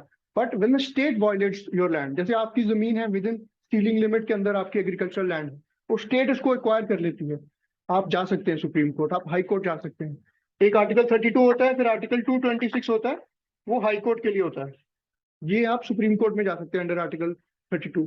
तो आपके अपने राइट्स की वायलेशन को प्रिवेंट करने के लिए constitution has provided this article 32, which will ensure that your rights are not violated, and if they are violated, you have a recourse to the courts. You can go to the courts and you can get your rights, emancipated. तो ये आपके हो गए fundamental rights. अब आज DPSP, directive principles.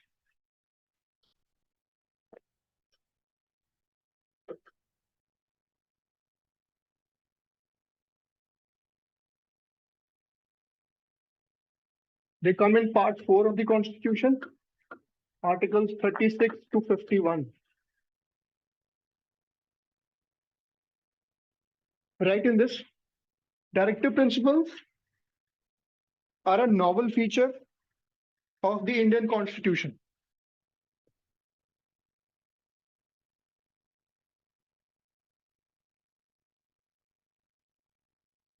They are fundamental to the governance of the country. They are fundamental to the governance of the country. अब इसका क्या मतलब फंडामेंटल टू द गवर्नेंस? अब जो आपके फंडामेंटल राइट्स थे, एक चीज और यहाँ डिफरेंस समझने में आपको हेल्प होगी. जो आपके फंडामेंटल राइट्स थे, हमने क्या देखा, आपके पास लीगल रेमेडी है उसके लिए. आपका फंडामेंटल राइट वायलेट होता है, आप कोर्ट जा सकते हैं. लेकिन अगर आपका डीपीएसपी वायलेट होता है, आप कोर्ट नहीं जा सकते, ये एनफोर्सेबल नहीं है, these are not enforceable by law. तो ये डिफरेंस है दोनों में, they are not enforceable by law.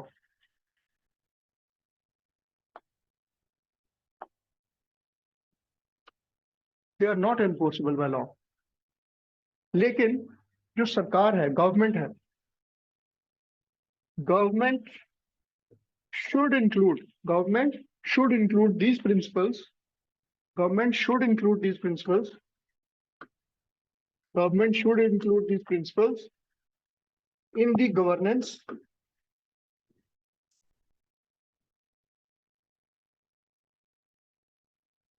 and in making of the laws.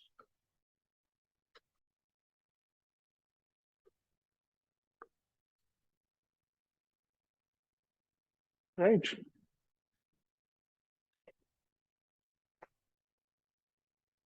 बेशक ये लीगली एनफोर्सेबल नहीं है, पर सरकार को एफर्ट्स लेने चाहिए कि वो इन चीजों को इम्प्लीमेंट करे। जैसे इसमें कुछ गांधीयन डीपीएसपीज हैं, कुछ लिबरल हैं, कुछ सोशलिस्ट हैं, जैसे प्रोटेक्शन ऑफ फॉरेस्ट हो गया, provision of education of children from 0 to 6 years of age, early childhood, फिर और कुछ काफी सारे लॉज हैं, prevention of provision of free legal aid to people of certain categories. तो ये सब चीजें हैं, तो ये आपके डीपीएसपी इस तरह से इंपॉर्टेंट हो जाते हैं। नेक्स्ट इसके बाद आपका आ जाता है fundamental duties.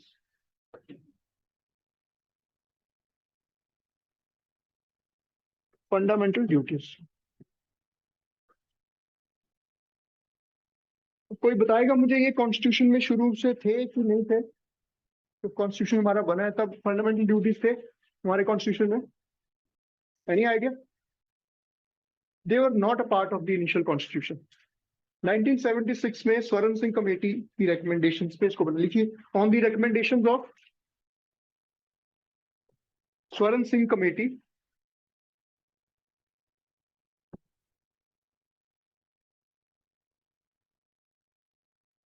the fundamental duties, 10 fundamental duties were added to the Constitution of India. 10 fundamental duties were added to the Constitution of India by the 42nd Constitutional Amendment Act 1976.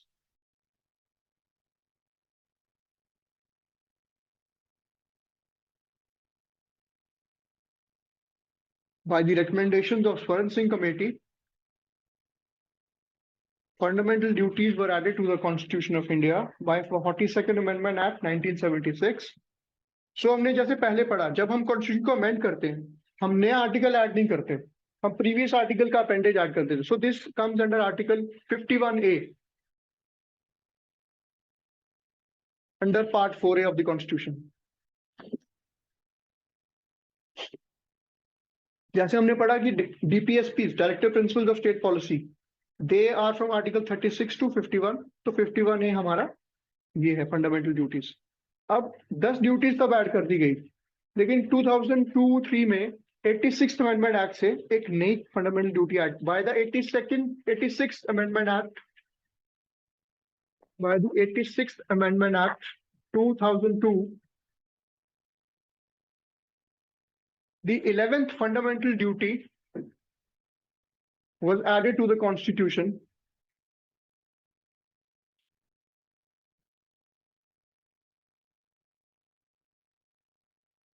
and that was right to education of children, right to provide for education of children from 6 to 14 years of age.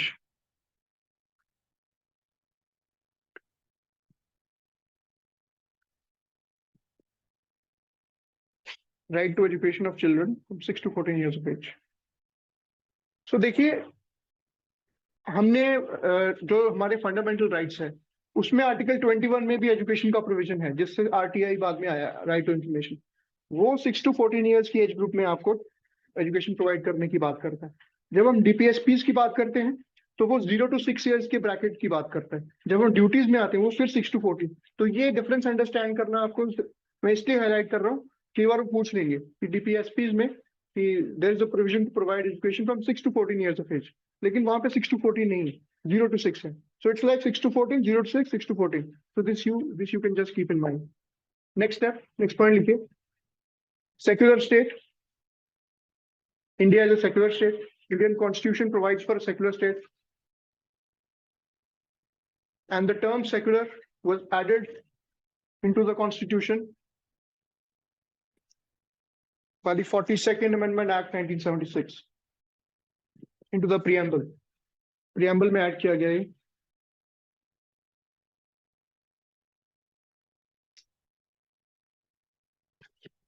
थोड़ा secularism के बारे में मैं आपको समझाऊंगा क्या secularism होता है. क्या आप सेक्युलरिज्म से क्या समझते हैं? सेक्युलरिज्म क्या होता है? You please. Equal rights to all. कुछ भी आ रहा है क्लास में फ्री फील करना. कोई यहाँ आपको जज नहीं कर रहा है. हम सब एक ही कैटेगरी में हैं. सब कुछ आप फ्रीली बोलेंगे तो आप सीखेंगे. चुप रहने से कोई फायदा नहीं. हाँ बोलिए. Okay okay good. आप बताइए सेक्युलरिज्म क्या समझते हैं आप? सेक्युलरिज्म से नहीं आइडिया. आप बताएं. इक्वालिटी है, रिलीजियस इक्वालिटी है ना. देखिए secularism as a concept originate हुआ है western. It is a western concept. So western concept of secularism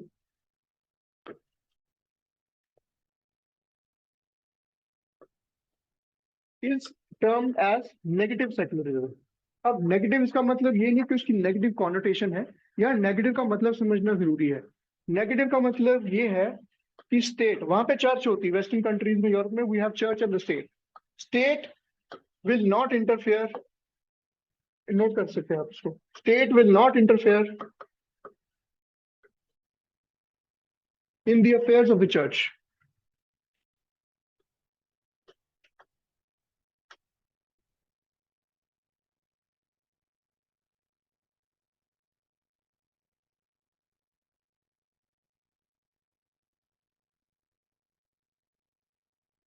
अरे आपको समझ. हाँ, स्टेट चर्च के अफेयर्स में इंटरफेयर नहीं करेगा. और लाइकवाइज चर्च भी, religion will not be a part of church, will not interfere in the working of the state. तो वेस्टर्न कंट्रीज में क्या कर दिया इन्होंने? चर्च को और स्टेट को अलग ही कर दिया. मतलब रिलीजन और स्टेट का कोई बीच में इंटरवेंशन नहीं होना चाहिए. जैसे हम देखते हैं यहाँ से जब माइग्रेंट्स जाते हैं वेस्टर्न कंट्रीज में, किसी को टर्बन पहनने का राइट नहीं मिलता, किसी को बुर्का पहनने का राइट नहीं. फ्रांस में काफी हुआ है, कड़ा पहनने का राइट नहीं मिलता. तो ये क्यों है? वो गलत नहीं कर रहे. वो उनका अपना कल्चर, कॉन्सेप्ट ऑफ सेक्युलरिज्म ही अलग है. हमें ये समझने की जरूरत होगी. अगर हम अब इंडियन सेक्युलरिज्म की बात करें, इंडियन सेक्युलरिज्म लिखिए इसके साथ साथ. Indian secularism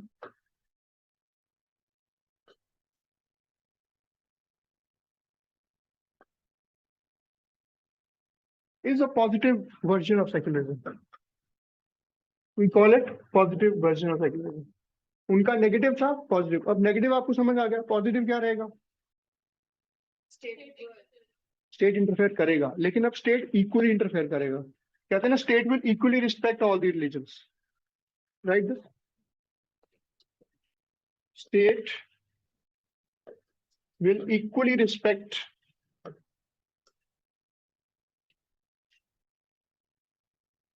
all the religions.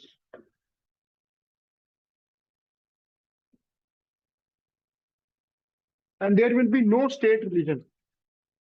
No state religion.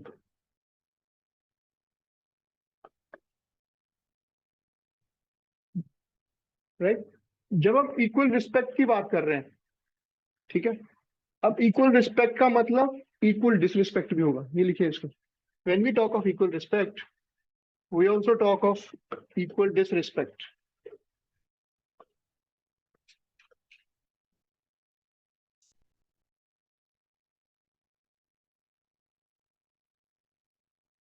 अब उसमें कुछ रिलीजन्स में कुछ ओल्ड प्रैक्टिसेस हैं जो डिस्क्रिमिनेटरी, जैसे ट्रिपल तलाक की बात चल रही थी काफी देर से, तो हमने उसको एब्रोगेट किया.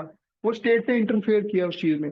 अब स्टेट अगर किसी रिलीजियस ट्रस्ट को एंडाउमेंट दे रही है, कुछ फंडिंग कर रही है, तो उस इंस्टीट्यूशन में वो किसी को फोर्स भी नहीं किया जा सकता है कि एक पर्टिकुलर रिलीजियस इंस्ट्रक्शन दिया जाए.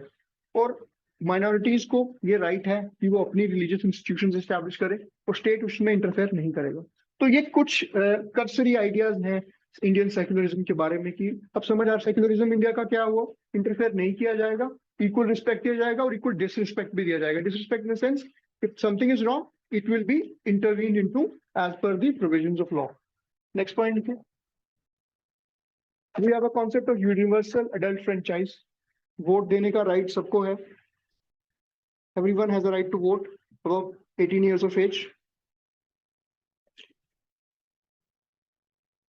1988 तक voting age was 21 years. Till 1988, the voting age was 21 years. Minimum age to vote was 21 years. And by the 61st Amendment Act,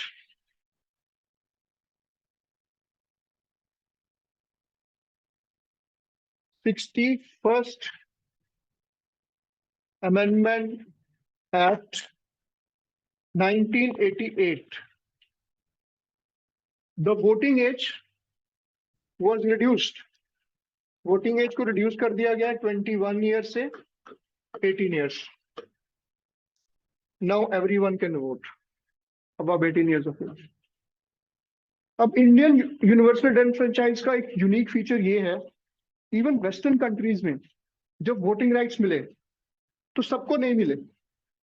कुछ क्राइटेरिया रखा गया, जैसे इंडिपेंडेंस से पहले भी जो ब्रिटिश गवर्नमेंट ने कुछ फ्री इलेक्शन जब शुरू किए, एजुकेशन रखा, प्रॉपर्टी या टैक्स, इनकम टैक्स जो देता है उसको वोटिंग राइट्स दिए गए।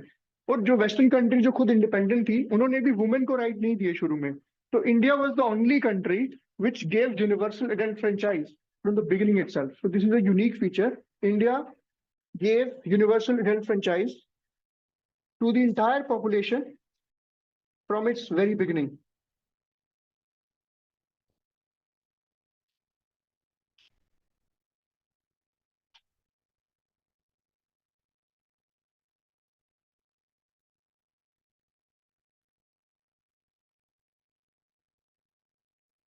नेक्स्ट पॉइंट है हमारा सिंगल सिटीजनशिप।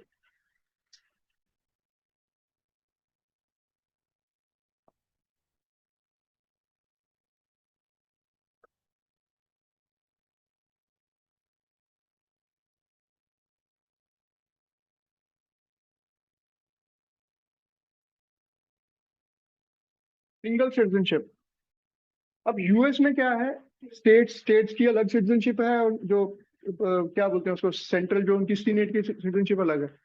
इंडिया में ऐसा नहीं, इंडिया में एक ही सिटीजनशिप है, इंडिया की है। जेएनके के केस में पहले क्या था कि उनका अपना, जैसे I will talk about my self also, I am from JNK, तो वी हैड अ डोमिसाइल। अभी डोमिसाइल है, पहले परमानेंट रेजिडेंट सर्टिफिकेट होता था, अब वो भी अबॉलिश कर दिया गया। अब all over India we have only one citizenship, right. उसके बाद आपका आ गया नेक्स्ट पॉइंट देखिए। नेक्स्ट पॉइंट आपका आ गया इंडिपेंडेंट बॉडीज जो हैं which are very important for running of the constitution. Independent bodies.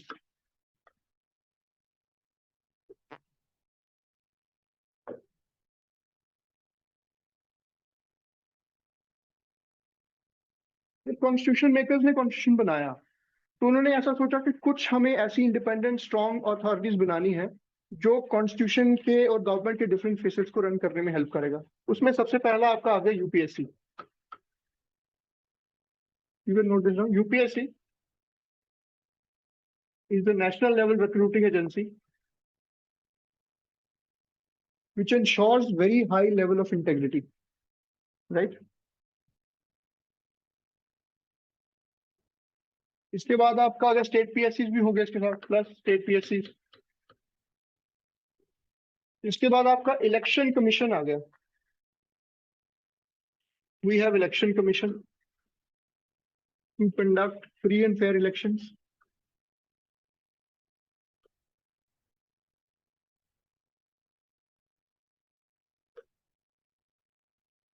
Free and fair elections.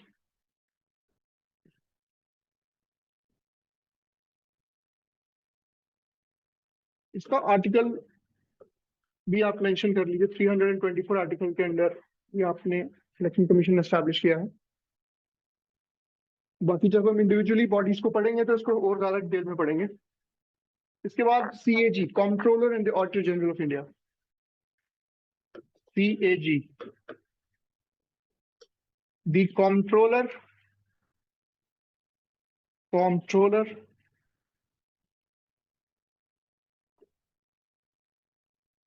and Auditor General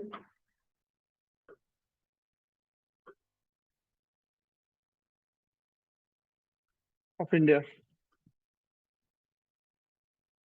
Article 148. तो CAG का काम क्या होता है? एक तो इसका टर्म एक्चुअली मिसनोमर है। कंट्रोलर का मतलब होता है जो एक्सपेंडिचर होने से पहले भी उसको देखेगा, लेकिन इंडियन जो सिस्टम है वहां पे it is more of an auditor. ये ऑडिट करता है जो गवर्नमेंट अकाउंट सेंटर, स्टेट या पब्लिक सेक्टर अंडरटेकिंग्स में after that has been spend. So it's more of a post-mortem work once things have been done. So, but still, it has brought to light many scams, many irregularities, and financial prudence. It focuses on fiscal and financial prudence, जिसकी वजह से important role बहुत important बन जाता है.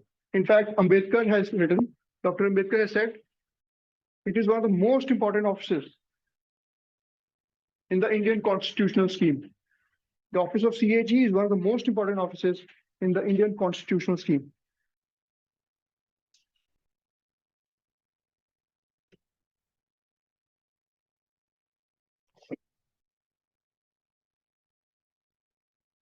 और आपका इसका लास्ट जो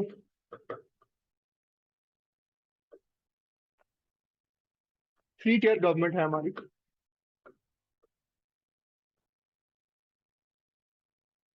we have a union,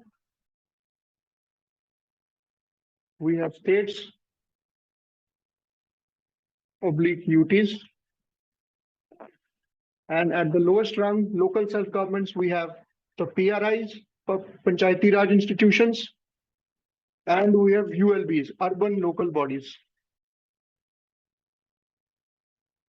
ये हमारी गवर्नेंस का स्ट्रक्चर है, the three-tier hierarchical structure of the government we have. So why do you think it is important to establish a three-tier system of government? See, most of the population that lives in villages, right? And at the same time, the local problems and the local needs will be better addressed अगर जो ground पे leaders हैं वो उसको address करें। इसीलिए गांधी जी ने भी कहा था अपने टाइम पे कि पंचायती राज इंस्टीट्यूशंस को स्ट्रेंथन करना बहुत जरूरी है। आर्टिकल 40 के under establishment of village panchayat BPSCs में he has mentioned about this.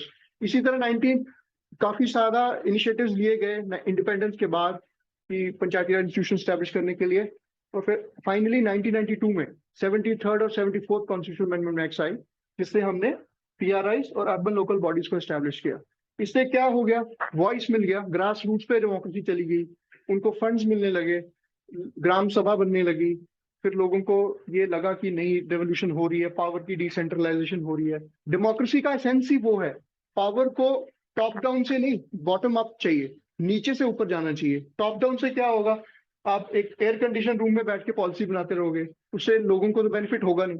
तो we need people at the bottom, this is realised and this is how our constitutional scheme of things work. So we have understood now basically the constitution scheme of India.